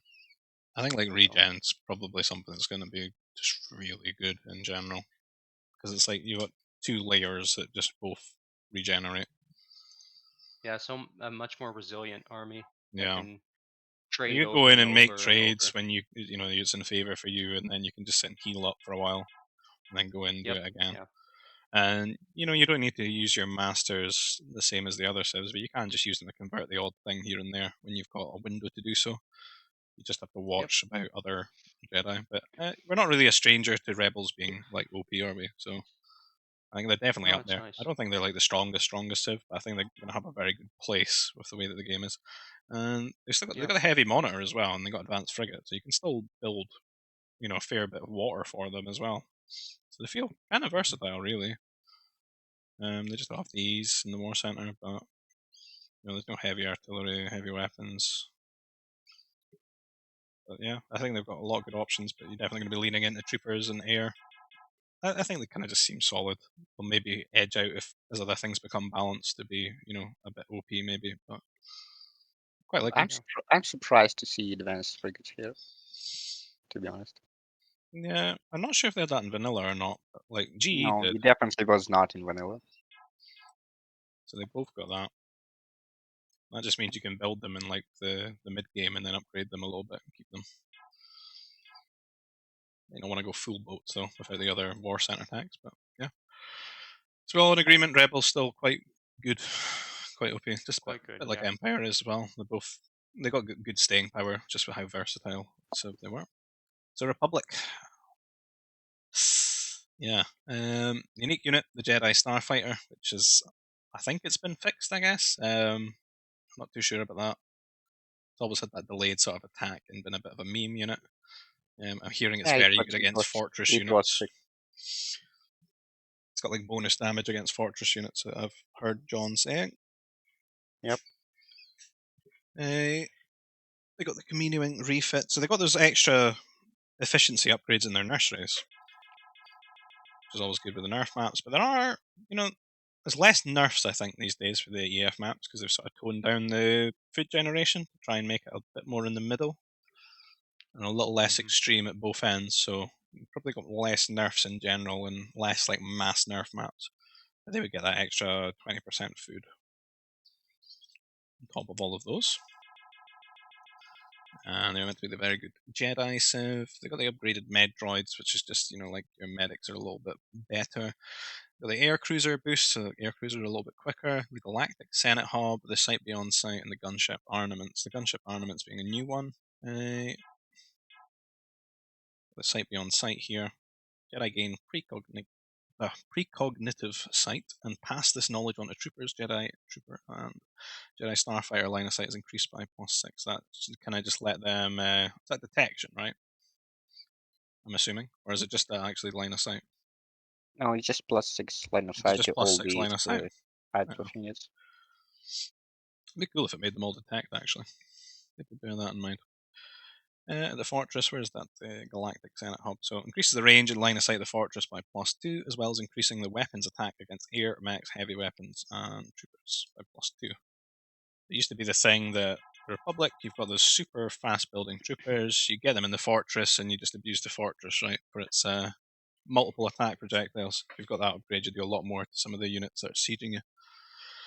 Civ bonus, the prefabs hold one more population, the holocrons generate 33% extra nova, the temples are 10% cheap, the attackers can transport infantry units, and then they've got that gunship armaments upgrade. The team bonus, the medics heal twice as fast, the Jedi gain 10% speed. It's kind of a nice one with the speed. The medics is a bit of a meme. Fortress bonus, the fortresses heal garrison units 33% faster. This is a Civ that I thought was quite good in vanilla. I never thought they were like super like S tier OP. Just because they kind of lacked, like a ground army afterwards. But they had like really abusive Jedi, right?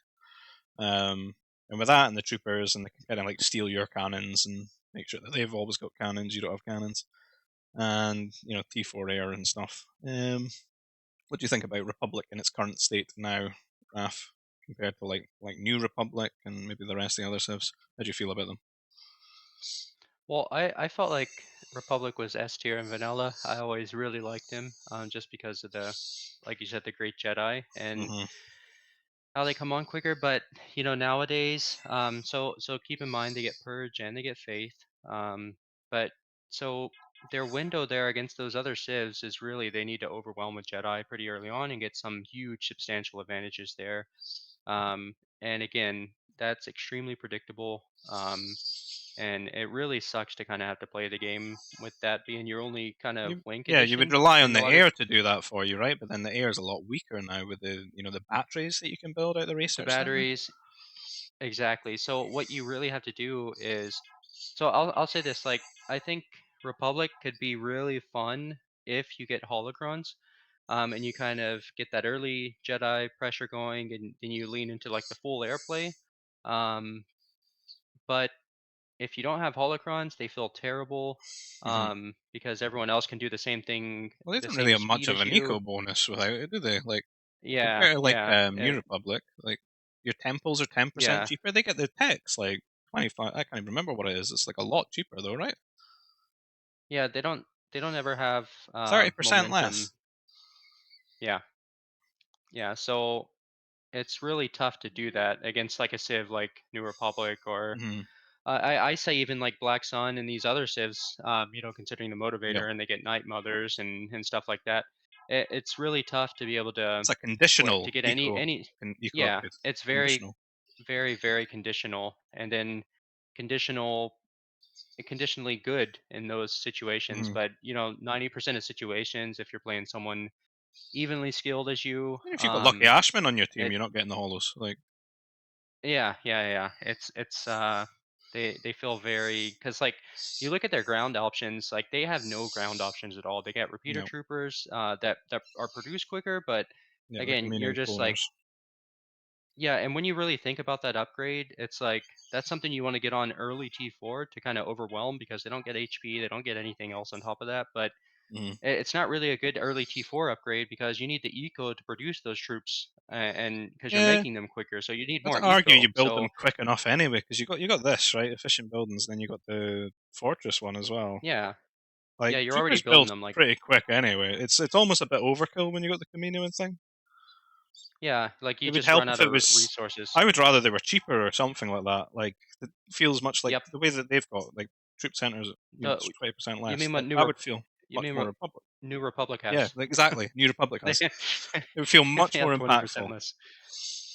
But yeah, so outside of that early T4 Jedi play with getting Purge and Yeah. Faith, which other civs get, and they have great ground options. They don't feel great at all. You have to lean on getting holocrons with them, and for that to be something you got to lean on, that feels very bad when you're in a team game with equally skilled players who aren't going to let you just freely go grab all the holocrons and stuff. Now ACs can run away 10% quicker from the super fast moving interceptors, though. Yeah, that's just not impactful at all. Nope. What do you think, RVA, about Republic and compare it to New Republic? Yeah, I agree that it kind of feels like a worse New Republic in a lot Mm-hmm. of ways. Also, I think you slightly underestimate the AC speed though. No, I do.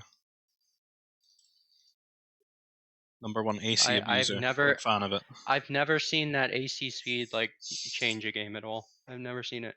Like if He's you probably got stack it loads of with memories of it changing for him. yeah, if you're playing like some it depends who you're playing, but like if you're playing equally skilled people, I've never seen that really change a game. I'd rather this was just like a bonus, if anything, than like something you had to go and research. Like if you stack it on top of Royal on top of Naboo's air cruiser bonus, Mm-hmm. I mean, it's pretty quick, but like, what scenarios is that going to be impactful when you've made your AC shots and you're running away from the 5 anti-air mobiles chasing you, and you Mm. don't really have ground army that are going to kill off those anti-air mobiles in most situations. You're going to be trying to convert them, um, and it doesn't feel very impactful unless there's tons of things that are going your way already. I think a lot like the way you used to play the Civ was good, like heavy strikes as well. In some instances, when you face like other trooper Civs, like that was meant to be your Yeah. big thing. But then like this, like New Republic's got both of these. I'm pretty sure. Do they have heavy strike? I think they do. Yeah, Well, we it's, went through it's crazy. how many civs have we went through? We went through 2 civs already also that have grenadier upgrades, like plus Yeah. 3 on rebels, plus 3 on Hmm. Confederacy. Like it doesn't feel great to rely on Yeah. strike mechs at all.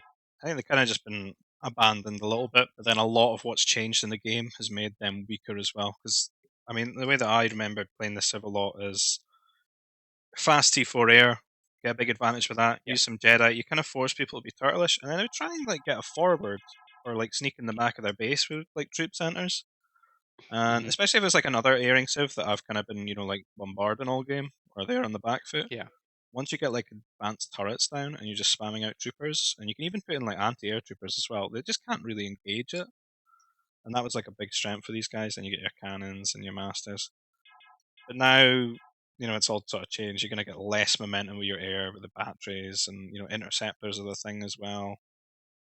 And of course, Yeah. they've never felt strong on the ground because they don't have like trooper health and they don't have any mech health or anything like that. You've kind of just got your air and your Jedi to abuse, and nothing else really. No heavy artillery. And Yeah. their big strength they had was is kind of overshadowed by other civs getting that strength now too, because Hmm. the big strength before is you can force certain army compositions, like no one can build artillery or assault mechs Yeah. anymore because or cannons. But now other civs get all these great ground options, and they can do that as Yeah. well to the enemy composition. So it's like they don't feel like they're unique anymore in that aspect. No, not So at all. Anything to add to this one, RVA? The Old Republic.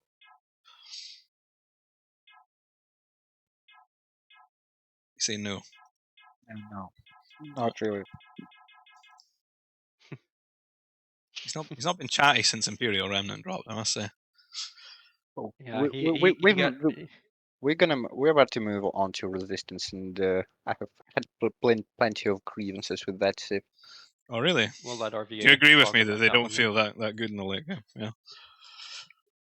Let me just go through their bonuses first. Meant to be air and stealth. Stealth, man. Stealth. It's a weird difference there. Unique unit, the ski speeder. That's weird. Meant to be like a really fast moving little mech thing, but it kind of just gets like obliterated by like 90 carbon, 18 nova crystals. Kind of not good resources you want to be spending on these. They build really quickly and stuff, but they kind of just get obliterated by the most common unit in the game, the Mech Destroyer. Unique Mhm. technologies, they've got the supply lines at the spaceport, sensor cloak, the war center, the bunker busters, the resilience, and the salvage components. We'll try to go through them in a moment. Civilization bonus, the air-based technologies cost 20% less, which is quite nice. Air-based military units move 5% faster, a nice little buff for the air. A Nova stockpile is created at every new built command center, so you get a little bit extra Nova. The workers move 10% faster and conduct repairs 2 times faster. I really like this. This is really comfy, like in the early game. The team bonus, the scouts and fighters gain 1 line of sight, so it should help the air when out in the air patrol wars. I'm assuming line of sight should play some sort of role there. Spaceports work 25% faster, and then the fortress bonus, the fortresses generate power for nearby structures. So RV, you said you got some grievances about resistance here. the gist of what I'm about to say is resistance feels like worse Gungans in the way how their roster is laid out. So Right. they're pretty versatile. They have plenty of options, but Yeah. none of their options feels too great. So I got this tech, right? The salvage components that decreases the carbon cost of mechs and ski speeders by 25% and reduces their train time by 25%. But they lack heavy strike mech, assault mechs, which I don't know how I like this because they don't have assault mechs, but then they also don't have Jedi Masters. I kind of hate this because I when I play them, I feel like, other than like artillery in the air, there's no like late unit to spam other than like air cruisers, and it's a slow way to play the game. Doesn't feel great. They got the supply lines as well, the cargo hovercrafts, the freighters, gain cell shooting. What do we kind of think about like their late game options, you guys?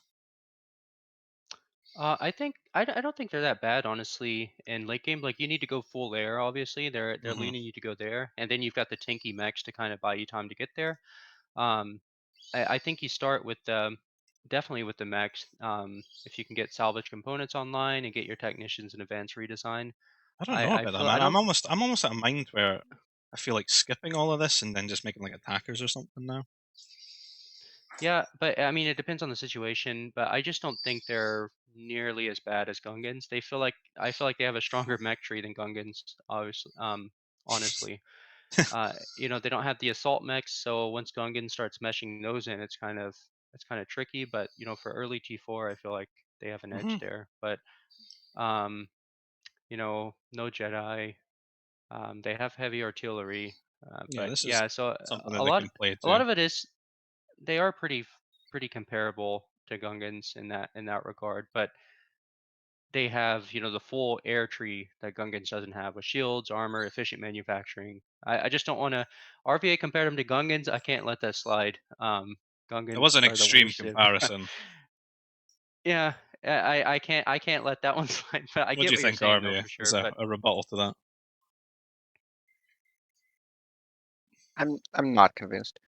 So, What would you it's add? not yeah, it's not just that they have the similar units, just the overall feel of the Civ that there's really not much you can You don't feel rely they on excel at play the against. things that are meant to be good about them. Well, they've got the good air tech tree, but late game that's not really enough. And because they do not have assault max or heavy strike, uh, Mm-hmm. you're gonna be losing your MDs to like You have grenadiers and repeaters with the troopers. range, but Yeah, no but health you're or also anything that missing makes all them the good. yeah, you're also missing all the good stuff for troopers. And if I'm not mistaken, they probably check the war center. I think they're missing some of those upgrades. Yep, Oh yeah, missing two. missing the that damage upgrade really makes you not want to make the repeaters. What would you do to make them better? So I kind of feel like they just need to be given assault mac, which I I'm don't not feel sure. like that would do it change too much. I almost feel like probably a heavy strike would be a better choice. Yeah, they strike. I kind of like the idea of assault mech because I just don't think you need these war center upgrades for it, and it's just someone to spam other than ACs. I don't know. They might tone down the bomber price, right? Because the bombers are quite expensive because they've got the bunker busters, which is meant to be their unique tech for these, make them a bit better. I kind of I just do feel want like I to want point to play out air that with them. yeah, it's definitely air, but if you're comparing them like directly to Gungans, the fact that you have air, the Gungan player is gonna have to mix so much anti-air into their composition and stuff, and you're a mech destroyer. I think just having both HP upgrades, you're gonna win out at the end. But armor, shields, and efficient manufacturing. Obviously, you want to lean into, I think, full air with him. But I really like the MD thing to kind of get you online and to be. It's Mm-hmm. kind of, it gives you some versatility there. You can just have these max HP MDs to kind of stall out stuff and really get into this huge air composition. Because when you think going full air is quite expensive, it takes quite a while. It takes a little bit to get there. Like attackers are 75 food, 100 Nova. It's quite expensive. So having that option there to get you there is very nice. And also they're an air civ that gets anti-air retrofit. So I think that is also pretty huge. Being more pop efficient when defending your ACs. Yeah, you can do the In A those maybe all cases. AC combo that not. I don't think really any other civ can do that. Yeah, it's pretty cool. And then you've There's a got your couple of own ways to shielded play them. interceptors Yeah, too. my Yeah, grievance is I just think like they have late more. game. It feels like they kind of go off a cliff. Yeah, because then if you think about like rebels, you're just going to lose to the interceptor. If you think, and then you don't have masters. Any civ with masters is going to be Mm. able to counter that. So there's like a lot of I get that. I just don't think they're as worse as Gungans, but I think they have more options to lean into. But all that being said, don't they get heavy artillery as well? Can't Yeah, they get heavy remember. I artillery in believe they do. range. So you got like 3 ways to play. You Yeah. can go full air, you can go into heavy artillery in range, or you could do You're like missing MDs and HP. stuff. You're missing one of the HP upgrades for artillery, so So do is not forget Wookiees Well, though. about that that. it's really an early T4 thing. It's not a huge. Yeah, You're not gonna be making them a I ton think of it's late like as game. long as you've got range and heavy artillery, you're good. Yeah, of course And you're 10%. you're getting the most important stuff for Yeah, your it's artillery. yeah, it's nice. I think they do have a lot of options, but I get what you're saying. They don't have. I don't like the They. whole mech thing though, because it's like you know how you get these cheaper mechs, right? And you like spamming them out, and I just don't feel like you're collecting like Mhm. enough value there without something behind them. Because even I like doing that with Yeah. Naboo, right? Like making mechs, and then I feel like I make assault mechs, and I can rely on the Jedi to make sure they don't have Mhm. assault mechs. I feel like there's just not Yeah. a great things. You're gonna have to go like mech destroyers and artillery, then air. Yeah. It's not great, and I it don't know. all loses. Their big weakness there is Jedi, and Yeah, yeah, it's not. It doesn't feel good, but I do RVA feel Strike like. though with heavy strike mech, I suppose with Jedi, because that'll help. But I mean, you're missing that attack upgrade as well though, which is kind of impactful for killing Jedi. I think you said that too because of the Grenadiers as well. Like Grenadiers completely just counter Hmm you if you don't have heavy strike. That's why I just So feel like I'm going to air with them. But they have lots of good bonuses for doing that. And if bombers get made a bit cheaper as well, you're gonna have a lot more wiggle room to make use of that bunker busters. Maybe like wipe out players and yeah, use your own air to kill the counters. I mean, you got the that's 20% less on the air-based stack. I just kind of well feel like you're meant the to big save Nova with these guys, right? But then you just don't have a lot of good options for the Nova later in the game.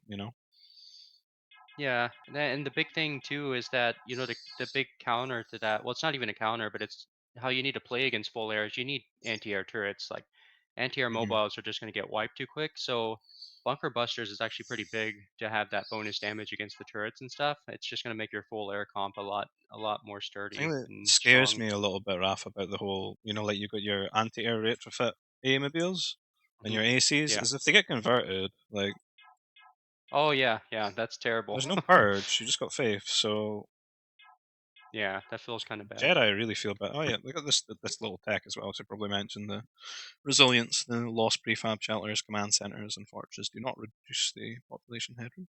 So if you've gotten the pop canes from them and they die, you get to keep it.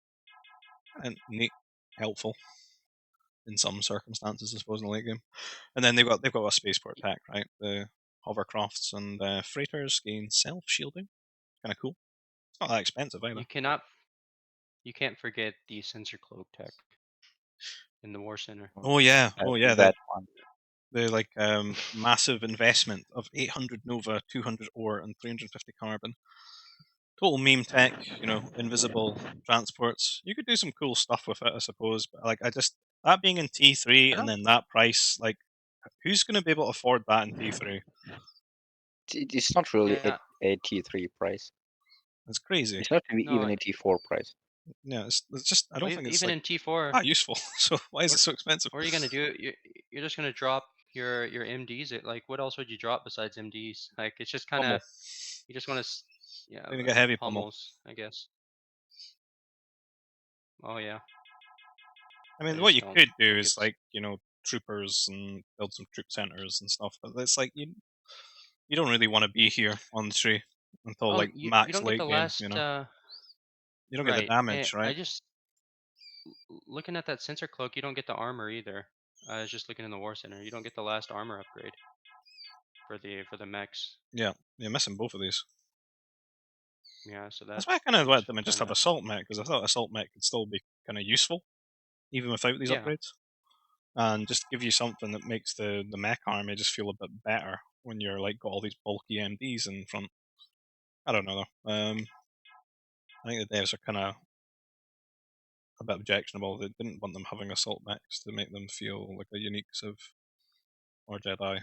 Yeah, you kind of have to go air with them, and Mhm. then you got the MDs there if for some versatility, but really very niche situations like maybe someone Mhm. is T3 pushing your wing and you need to just get units out real quick, um, like bulky stuff. It's kind of good there, but you really want to go full air and I think Resistance kind you of know just middle of the pack, right?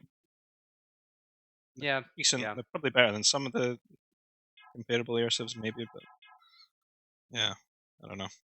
We'll have a wee chat about that at the end. Royal Naboo, another classic. Air and Jedi. We know about the Royal Crusader, right? It's a shielded sort of super mounty. Unique technologies. The advanced engines, so the airbase makes all their air 10% quicker. They got the battle armor, which is basically like more HP for their fortress units, I believe. I can't even find it here. Where is it? There. That's in T3. Fortress units, except Yeah. the air cruiser, have 25% more hit points. Why did they rule the air cruiser out of that? Maybe in vanilla. I could maybe see that being okay in EF. But taxation, military units cost 10% less, which is a really nice one. You know, just across the board, everything's cheaper. That makes their navy comparable to Gungans as well, because they've got the war center tech for the price reduction as well. And they got like the heavy monitor. They don't. And they got their Jedi. Civilization bonus, the Nova miners work 10% faster. The holocrons generate 33% Nova. So that's another, like Republic, you know, a conditional one. But then on top of that, they got the farm upgrades for free. And they got that 10% Nova minus. Team bonus, air cruisers move 10% faster. RVA be loving that. Combine it with his Republic one. Fortress bonus, the increased attack against mechs and heavy weapons. So, what do you think about Naboo, Raf? I feel like they're S tier. They're probably one of the best civs right now because If you took away that the farm farm, upgrade, like, would you think they're S tier? yeah, and the whole thing there is like we're not comparing post like T4 armies Mm-hmm. when everyone's fully maxed ecos. It's like the progression of the game, Yep. and they just got so much progression there in T3 because they've got T3 farms at that point. They've been mining on T2 farms to save carb there, and then all the new farms are going to be T3 automatically. It lets you buy your other eco upgrade so quicker as well Mm-hmm. because you're not having to spend into that farm upgrade, or that's just more money for CCs or air or Or whatever. your research center Um, as well. Like, it's yeah, just yeah, really strong for like being a good T4 air civ. It kind of right. just And feels then a little bit overwhelming, really. yeah, and then on top of that, your Nova your Nova miners are working Yeah. 10% quicker. And you got your holos as well, like um, Republic. yeah, yeah, the hollow. So you got that hollow thing, which is like the only situational thing I think you have to lean into with Republic, and they get that on top of all these other eco upgrades. So they really just have momentum all throughout the game, and then Mm-hmm. they have really great T4 play too as well. I think with the Crusaders, Yeah. they've got taxation on like if you want to go full air, they've got shield, armor, efficient manufacturing, and then they've got taxation on top of that. Um, feels a bit, feels a bit much there for the full airplay, which is really nice. And then, like I said, the Crusaders for the great mobility and tankiness, very And full Navy sturdy civ as ground well. composition. Yeah, full navy, full navy. And then so you take everything that they've got here and the momentum that they have throughout the entire game with those eco upgrades. I feel like they're just because they're always gonna ideally, like theoretically, they're gonna T4 before you and get Yeah. eco damage. And you can invest a ton into shield batteries and stuff. I mean, there's that discussion, but they're gonna always have momentum in some sort of way against you. It just feels especially when they hit T4 as well, they get the T4 farm upgrade, right there. It's Yeah. just a very, very strong Civ. If they feel a bit, I don't think, a Civ with T4 air and the holocron bonus and like the Nova bonus should get like free It's a farm bad upgrades match, like I that. think. Yeah, it's too much there. And then you can argue that well, inside post T4, other people have better army comms and stuff, and they have the Jedi and stuff. But you're just gonna get online so much quicker. You've got faith, and you don't get range on your Jedi. But the fact is, you're just always gonna get them out quicker. And the only people you can compare them to in that regard is New Republic. But the fact that they get faith, I'm gonna give them the edge there over New Republic. So they kind of get there Still quicker, the and they're gonna range, beat though. them in that regard. Yeah, it's just I feel like they're just gonna be out quicker though. I just think they've always felt very strong, especially in vanilla and now here as well. I think they're in a good spot, even if they lost that farm upgrade. I think Yeah. they're kind of. I would put them in like an A tier or something. I don't think I'd put them at the very, very top, but they're good. They're kind of a little bit difficult for people to play properly when it goes into like the late game and stuff. You know, when you can't just go air. I feel like Hmm. rather than be weakened like some of the civs with the changes, I kind of think they may be a little bit better now. Just having like attacker as like another option. Yeah, Kinda having like them. taxation. I don't think a lot of us have leaned into that with Naboo yet. Mhm. Just having efficient manufacturing, armor, shields, and taxation. Yeah. I think that And then you got keeps your Warfare Jedi full as well to place. like back you up as well. Yeah, yeah, it's gonna be pretty oppressive. What do you think, RVA? Naboo? Anything you think we've missed? Or Yeah, I think we mentioned everything there is about them.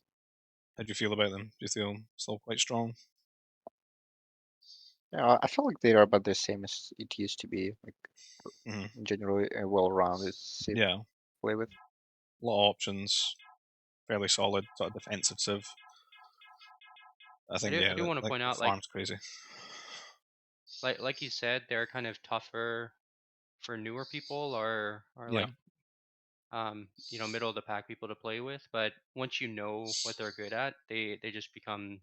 Once you know what to play for, they're just so extremely a strong. lot of that is people think not to make mech destroyers, but that health's actually quite impactful. It's much more impactful in my like with technicians. Just having that like flat 50 is nice.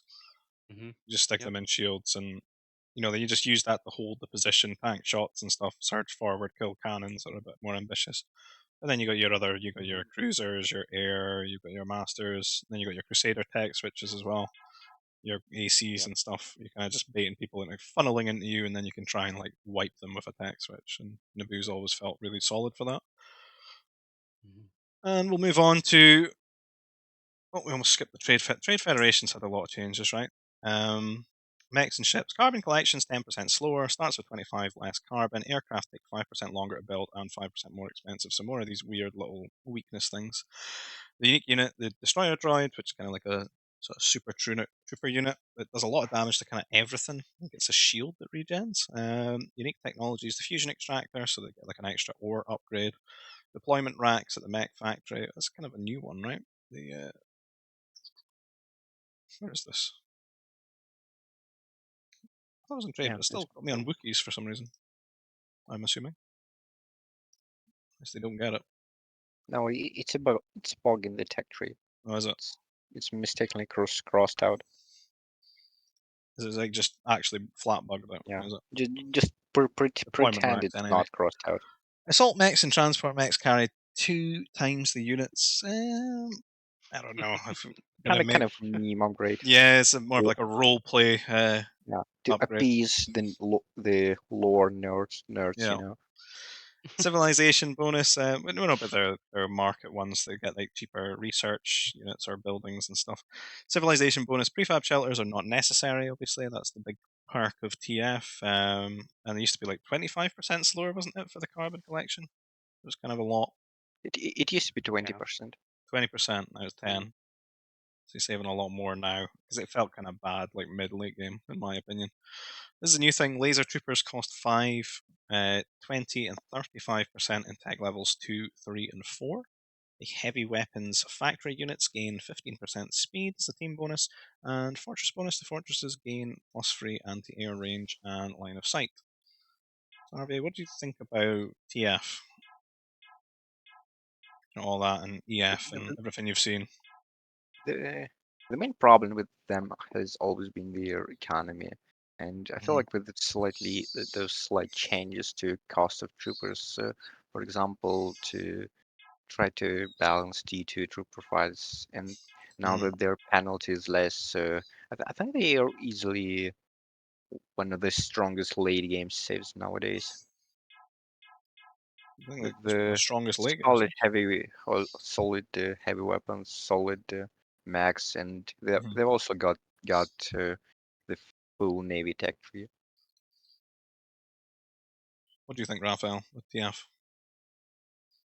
I kind of disagree there. I don't think they're that great late game. Like they do have solid options all there, but it just keeps coming back to my mind. Like other civs have that stuff, and then they have Jedi on top of it, and Yeah, I don't think you can ever say like if a civ doesn't have Jedi nowadays, it feels like you can't make any argument for them being top of the I feel a line. little bit the same. They are quite good at what they do, right?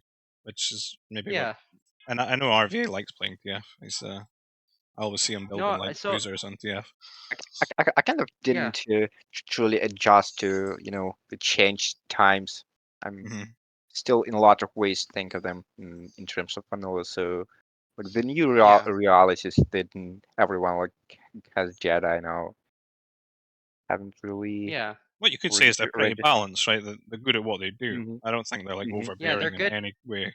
And if things got nerfed, they Yeah, would probably find themselves further and further up the, like a tier list. exactly. If some of the civs didn't have the crazy Jedi on top of what they already do, they Yeah. would probably be in a very good spot. I think they'd be very balanced as a ground civ, and you probably be very strong as a ground civ. And then they still do stuff very great now, Hmm.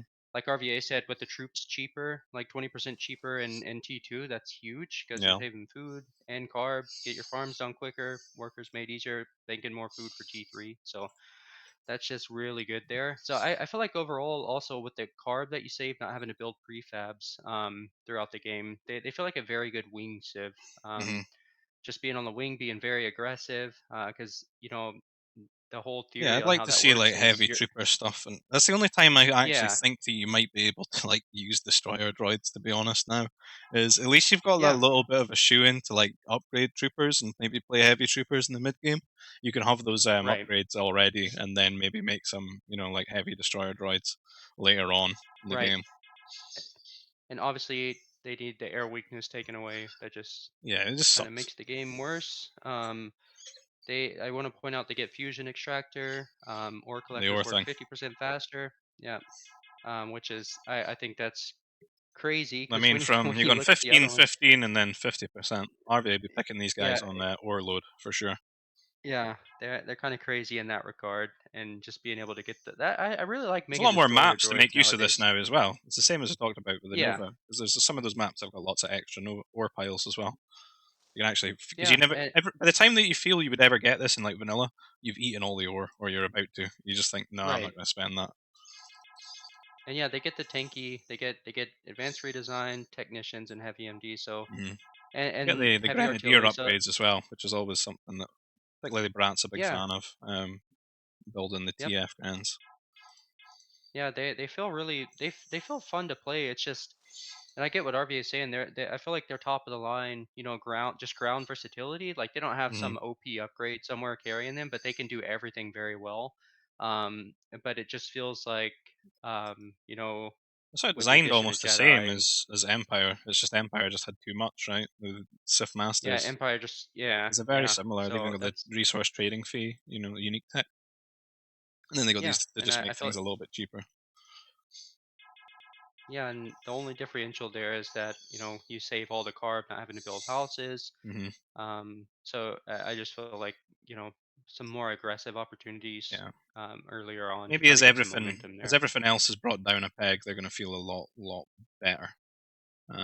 Yeah. We'll move on to Wookiees, second last civ here. Strong units. We know about Wookiees, right? Troopers and air. You got that Berserker, which kind of feels like a bit of a meme unit, really, but it does have some place sometimes. Unique Mhm. technologies, that self regeneration. That's a very powerful one in the command center. All biological units regenerate health automatically, and the troop center units get 30 hit points, and they get that +2 Dura armor, which feels very, very strong in certain circumstances, particularly with their mounties against the Imperial Remnant's splash attack. It seems to be the only thing that Mhm. really, really helps mitigate a lot of that damage. They got that People of the Trees. That's like a new thing that got added. And on the way there, we'll just have a quick look at the fortress. They got the Berserker, and then they got their jetpacks, which just make the Berserkers a bit quicker. But they never really feel that great as something to, like worth Mhm. going for, unless you just got like a proper surprise attack. People of the Trees is here. Carbon deposits last 15% longer. I think this would be really good in vanilla, because a lot of the maps are Yeah. like, the carbons can run out quite quickly.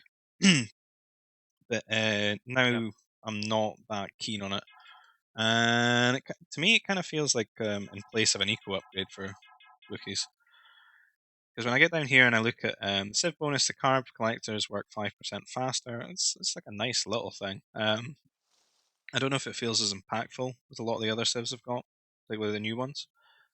The workers gain +5 HP and +1 attack per tech level. It certainly helps them survive a bit better when you're being raided. Um, And if you like trading in your opponent's base, they're trading in yours, you can maybe do a bit better there. Team bonus, troopers gain +2 line of sight.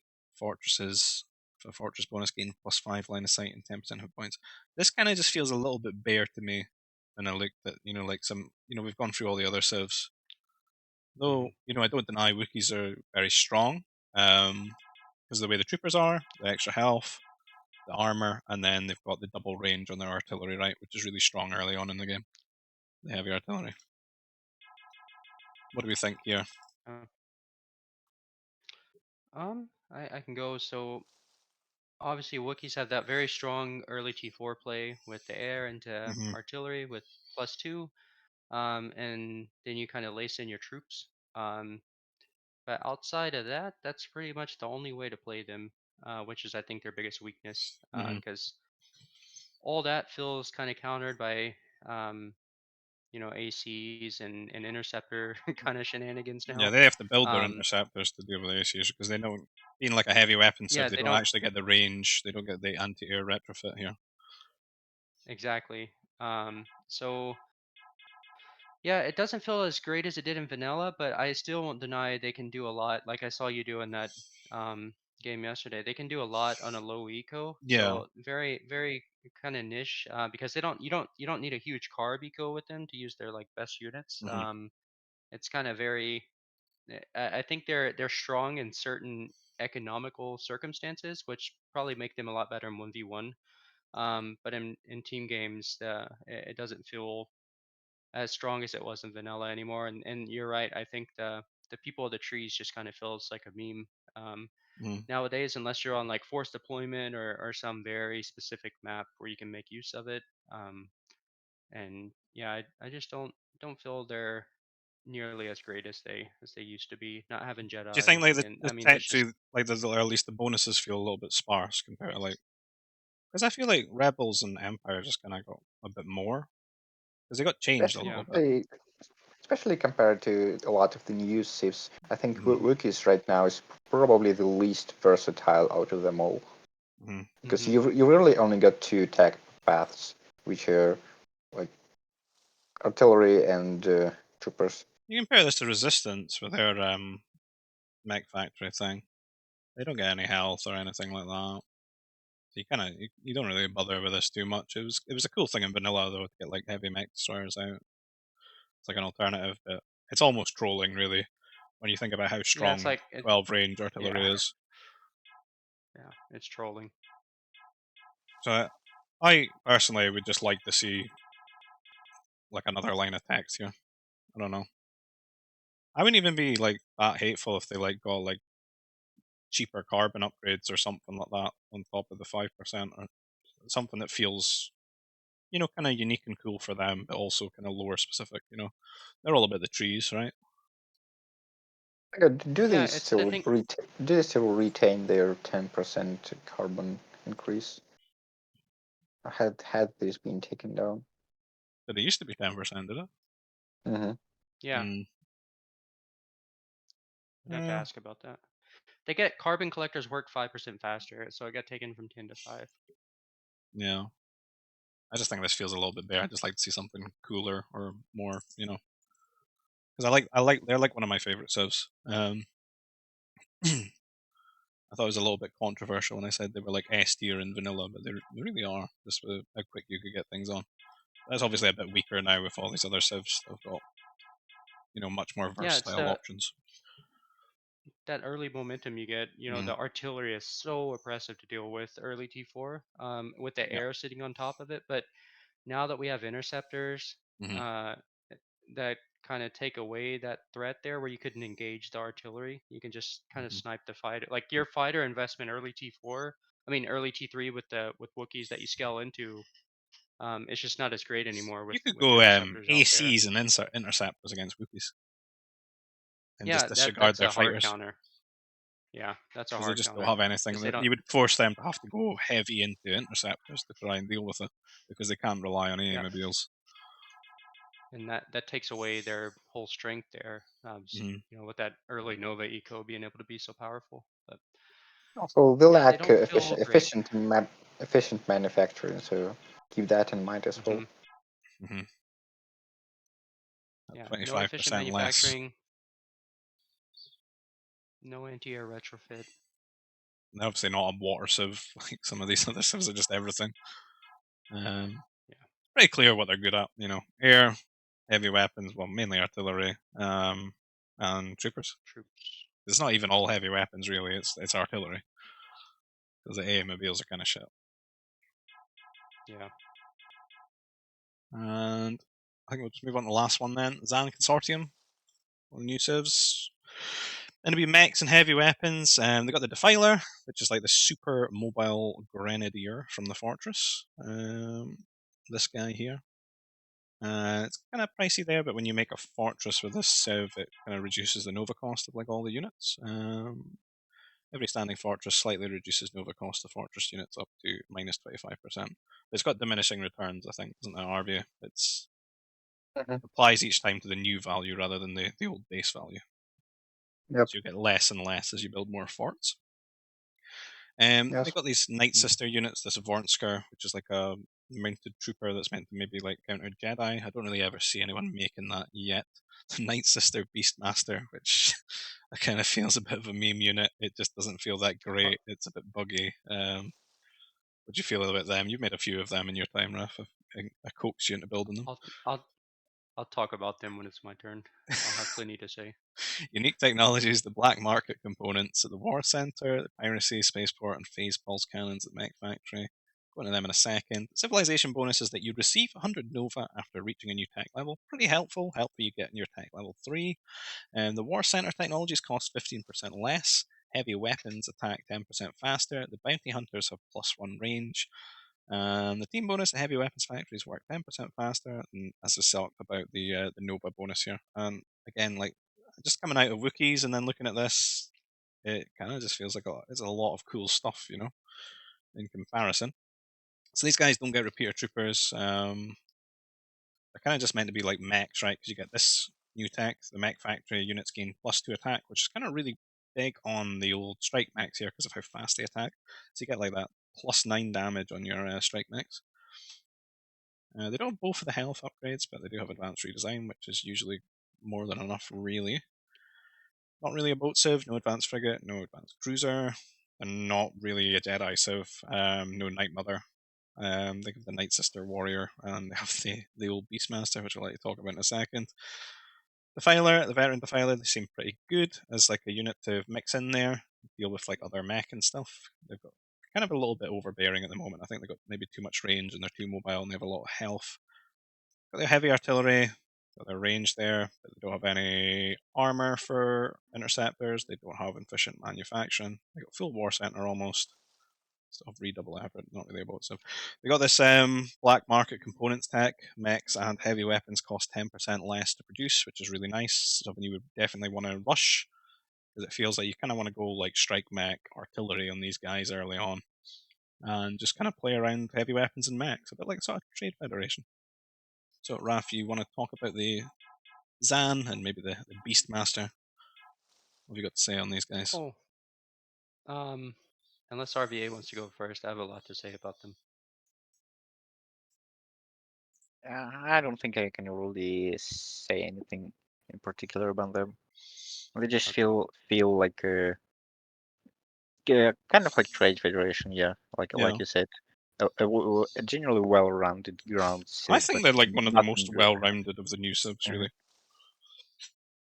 yeah, but Yeah. nothing really on top of that. Mhm. Really just ground compositions. So I did a little bit of math on the fortress thing. So once you've gotten, I might have did it a little wrong because I just did it super quick, but after 5 forts, you've reduced the defiler from 160 to 95 Nova. So that's like 5 forts there. So it's feels a little lackluster that upgrade there, but I was Mhm. just curious. So the Beastmaster is it's so expensive, and it just dies to, honestly, it dies to like a few strike mechs. Its It doesn't feel targeting great at feels all. really bad as well when we watch it, right? Yeah, It it's so seems it's lost so in what to do. yeah. So once it closes the distance, it's great, but it's kind of like the flame troopers. It's kind of like a flame trooper that costs 4 times the amount and it's just it feels very slow. It just dies before it really gets there, and it definitely needs some kind of speed fix and yeah, Mhm. when it's picking its targets and stuff, it's like bumping into I'd, things, I'd like and to see it maybe you have have to more armor. I don't even feel like it's got armor. It says it's got 2 armor, 4 Dura armor, but I swear when I watch it get shot at things, it just dies. I'd at yeah, least it like to just see it be melts. kind of like a tank, like the Black Sun droids, gladiator droids or something. I think it'd be cool like that, you know? And then it's your own fault if you let it get close to you and it starts like smashing you up.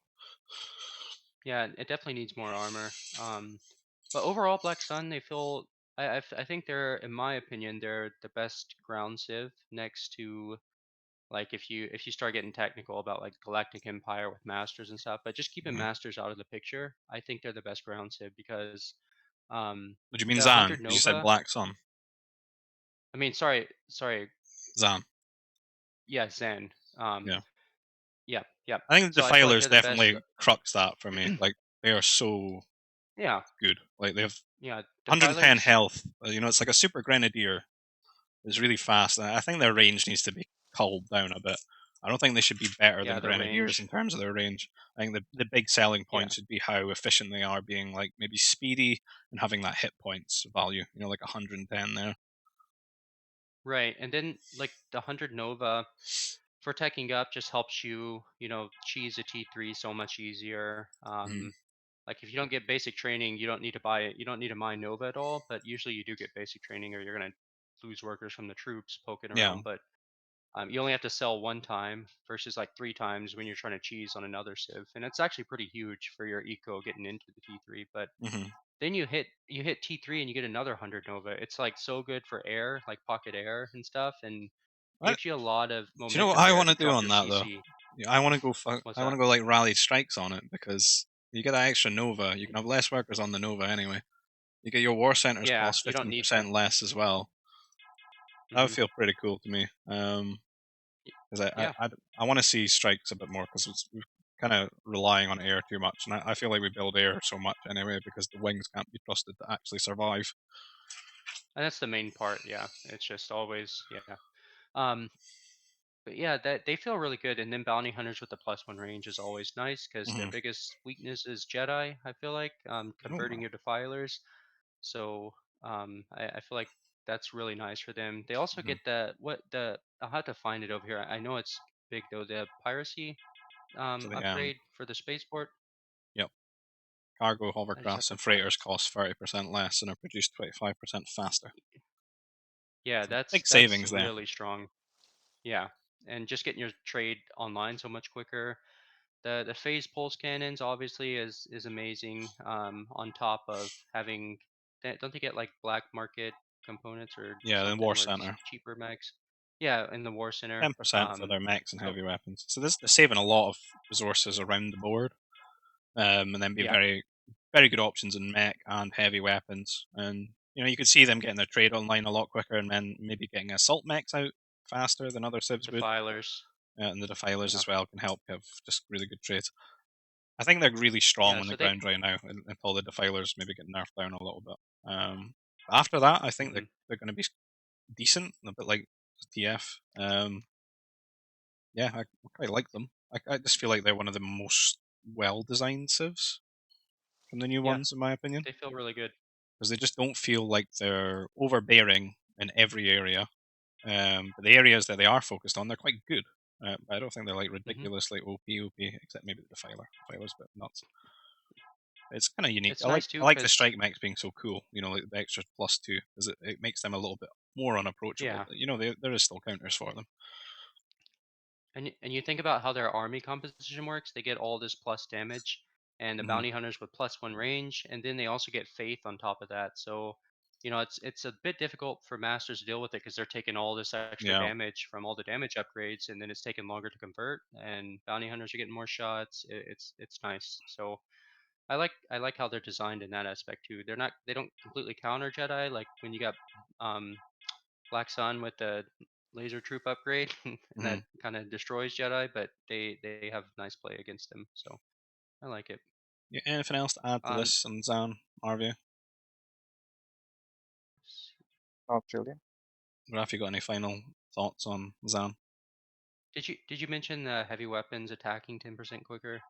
It's like that with the Oh, I would have artillery and gone stuff. over it here as a team bonus. Yeah, yeah. So that's Well, it's not even that. that's And then it's their pretty. bonus, their Civ bonus, attack 10% faster. A little bit like the Yeah, so that's Geos pretty get, right? nice too. Yeah, so it's um yeah, that's kind of, I feel like that's kind of a strong bonus there. Like Just having that in range. getting that, yeah, scaling into that early artillery, you get 10% quicker fight. I mean, 10% quicker fire, and then behind that you get the Seems flesh like one of damage the MDs, and then best strike mech heavy artillery guys, right?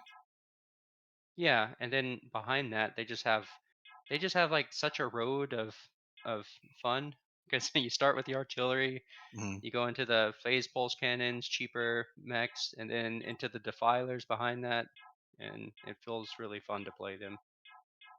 And then you could just spam assault mechs later on as well if you wanted. Yeah, then the assault mechs. Yep. I don't know how much the extra damage matters on assault mechs because they're meant to be like a lot of bonus damage. Probably not a lot, but the black market components though, Yeah, 10% cheaper assault mechs is pretty nice. So that and you having your trade yep. up so quickly. Well, it's a Oh, good I time for forgot this that to applies crash. to I forgot that applies to 10% cheaper heavy weapons as well. So 10% cheaper and firing 10% quicker. Mm-hmm. So really nice. Well, that decided to crash, but this is kind of at the end Yeah, of the we list here. We'll just do this yeah. quickly and then we'll wrap things up. So, starting with Black Sun, where Let do you me. guys think these should go? I'm thinking. I don't know. I kind of want to put them as S because they've got gladiator droids, they got the eco bonus, and they've got night mothers with spirit ichor. And they just feel like broken a Mm-hmm. bit. RVA, you think S? Yeah, really no argument to be had Yeah, against that. I think S for sure. Confederacy. I'm thinking thinking A solid B on A, I would them. say. Think A? You think A really? With like everything else? Uh, I kind of feel well, like B, C. I don't know. I just I feel. I think they're think kind of B. overshadowed by a lot of these guys. I think B because they get the troop upgrade to get online quick, but after Well, we that, go a like, high B. Because RVA is kind of like yeah, since A. I think high B, low A. I guess high B. We can always readjust that after once we've put more of the first order. We go Yeah. on C, D. Are we gonna use D? I just I'm, don't. ki- I I'm don't Is that think kind of the? I'm, anything's bad enough for a D really. I'm kind of tempted Yeah. to put into D, but probably not too fair. They're going to be at the bottom of C in Yeah. my eyes. I just don't think that like Yeah. because they got like a good eco bonus, right? And there's a way to play them. I just don't think anything's like I feel. really that bad for a D. I feel like D would be like you're better than your opponent, but if you get the Civ, you cannot beat them. Yeah, That's like D in my mind. Like, you just type D in the chat and you quit. yeah. Galactic Empire. G- GGD. Do we think S or do you think A? I kind of want to put them in S still. I think S, just the best MDs, best. I mean, they've got the full Sith Master tree. Cheaper air for T3. Behind Black Sun, though, I think. Mm-hmm. RVA? Oh, Yeah, I agree. Geonosians.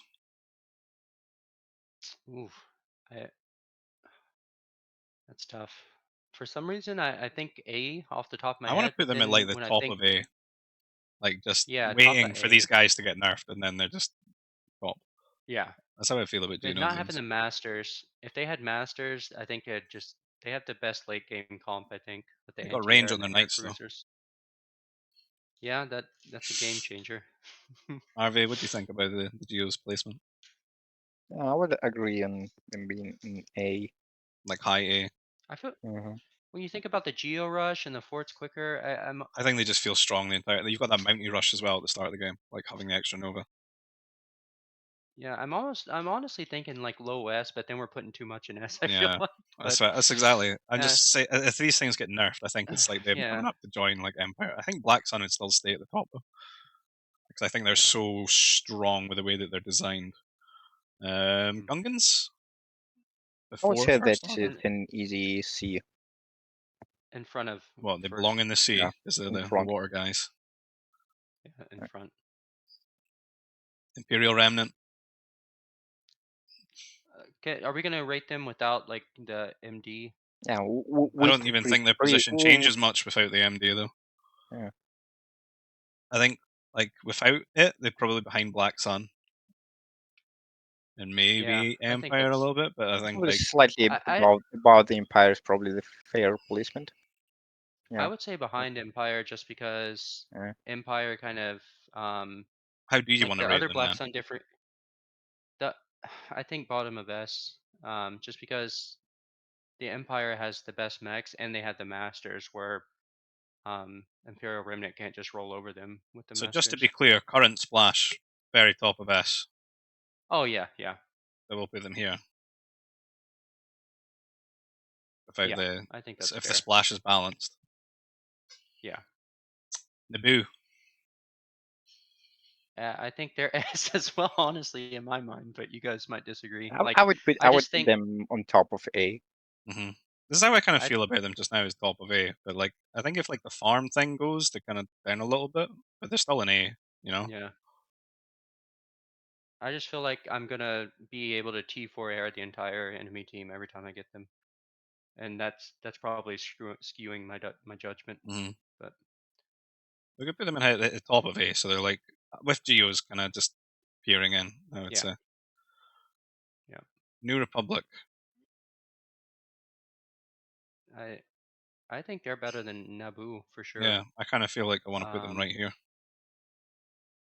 yeah, Yeah, I agree. Kind of They're low just so S. Makes versatile sense. and strong at what they do as well. They have a lot going for them, which is kind of the state for Remnant and Black Sun to an extent has a lot going for them as well. But I just think they're like really well designed, so hmm much so that it's really strong. yeah. Rebels.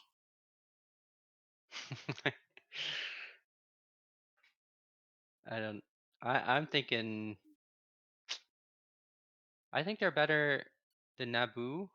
With the interceptors, considering the interceptors, the tanky mounties. Um, I think they're better than Geos though.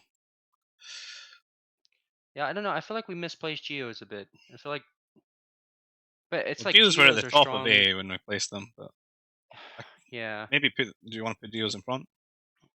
yeah, that feels 'Cause I better. think That Geos are feels just so better. strong, like all the time. Yeah, they're so strong. They got the best late game army, I think. But Do you agree Rebel with is this is like, RVA on Rebels? Yeah, I almost feel like they should probably go above Naboo. Really? Well, they have kind of better air options, I guess the farms go. I mm, and agree with have you. the farms, and they also get a decent land army. I suppose they do have good comparable eco stuff. They kind of get online quicker than Naboo, I suppose, for the ground. Maybe not for like the yeah. fast E4.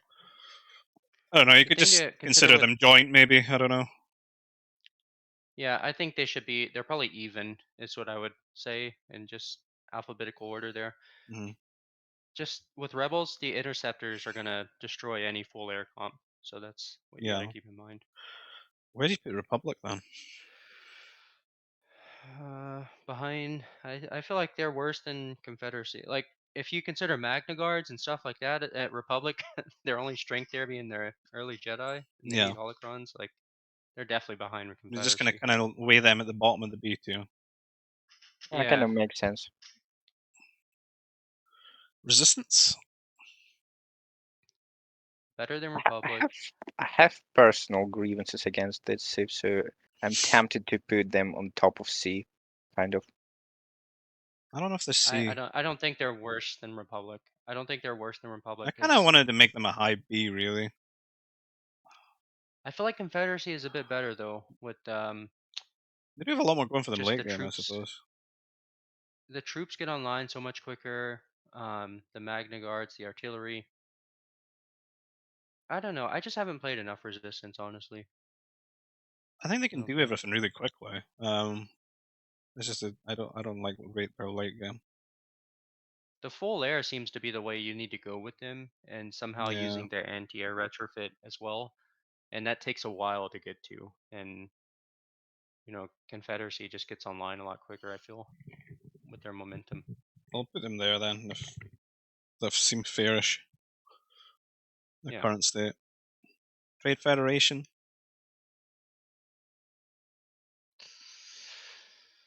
I'll let you guys comment for. I'm not sure. Kind See, of I'm not sure either.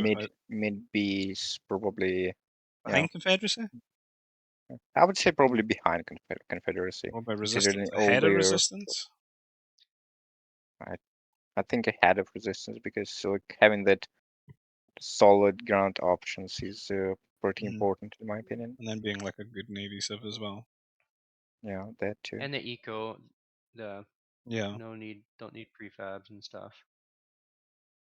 And combine that, I suppose it's hard. Like I always find it a bit hard to place like PF and Gungans in the current, because I feel like if it's a water map, you move them up a bit, right? Yeah. Wookies. I feel like they're mid A tier somewhere. I'd honestly rather take all those A tier civs over Wookiees though when I'm looking at them, but like they're so strong that early T4 with the air and the artillery, but before that and outside of that, I don't feel like they have really Yeah, that considering impactful. their lack of versatility, I think Mhm. low A is kind of fair behind Naboo and Rebels. If it was Yeah, 'cause vanilla, they're Rebels. probably up here in vanilla, but like with Oh everything yeah, else that's yeah, changed, they've dropped down a bit. yeah. They're still strong. I still like them. I still like playing them. Mm-hmm. As I said, like I just feel that their bonuses just feel a bit. It just feels boring, Yeah. compared to the other Civs. I just Yep. don't get excited about playing them as much. Yeah. And last we got Zann. Where do we put Zann? I think. Well, you're gonna put him in B? No, I I, don't w- know. I was Just gonna moving it say around. I was gonna say I, S. I was I gonna say struggle with it. S. You Like think S? Really? yeah, No Jedi, no air? bottom of S, but their ground options are so good. Like they Ahead of again, Geos? yeah, defilers. Until Defilers get Like nerfed then? On my ass. Or do you want them yeah, I ahead in just feel the like Republic? I'm kind of torn I feel like that's. between low S and like high A. Mm-hmm. I just feel like the defilers are too good, and then all the eco bonus they save on the spaceport, the mechs, then they get Mm-hmm. +3. I mean +2. I have no Sorry. problem putting them here, with the understanding that if the range goes down on those defilers, that they'll be a bit more balanced and they'd be like a high A. So I think they're good at what they do. Yeah, I like their design. they have just like a clear path to win with their ground tech switches. Hey, So agree Darth on Jar that Jar. then. Once Darth Jar Jar gets added to Gungans, we'll move him up to S. New Jedi Civ, Dark Jedi Gungans. Sith. No, I think Well, that looks good. yeah, I think it's kind of. I thought we had a lot of an easier time agreeing on that than we might have when I posted some little tier list in the chat the other day. I thought I was going to get so much grief like last time for putting Republic down. But No, I suppose once Republic. we've gone through I mean, everything, we've kind of all arrived at the same sort of opinions, Yeah, really. we've been talking a lot about them, so Mm. kind of. I myself has plenty of my opinions changed over the course of this Hmm. podcast. Well, thanks for hanging yeah, out with me here, boys. It's been quite good. I think we went yeah, a it little was bit fun. longer than we kind of intended, because I thought we'd only really take about an hour and a half, but we seem to have a How lot long to was it? say. It's been 2 hours and 43 minutes so far. Oh, did I talk that much? Yeah, man, it's chatting our ears off. But it's good, and hopefully, maybe the devs will enjoy watching this just to get a bit more perspective. They're probably going to be the 3.5 viewers that actually tune into this. And I'd maybe like to do this again in the future if there's like content updates for expanding fronts, because it's about the only news we're ever really going to have in GBG to ever talk about, and maybe we can bring like other people on that kind of keep the three of us as like a core. You know, you can invite Yeah. someone else on, like some of the other devs or something like that if they want to talk about things. But yeah, thanks for A tuning great in. idea for this would be to make this, like thematic. So that is a kind of a topic we choose to talk about and Yeah. focus on that Like today we talked aspect about of the the game. expanding fronts, like Civs and their balances. It was fun. Thanks for having us. It's no problem at all. So I'll let you boys go, and I'll just wrap things up here. So take care. Bye-bye. Thanks for tuning in to the video. If you want to see more content from myself and these guys, and as I said, I'll try to do this in the future. If there's any like changes to the game that's important, we can talk about. And if people actually enjoy it, leave a comment on the video, subscribe to the channel. You'll find all the usual links down below, like our GBG Discord, the Expanding Fronts Discord, and a PayPal link if you want to support the channel another way, maybe buy me a coffee. And thanks for everyone that's tuned in, and take care of yourselves. Bye bye.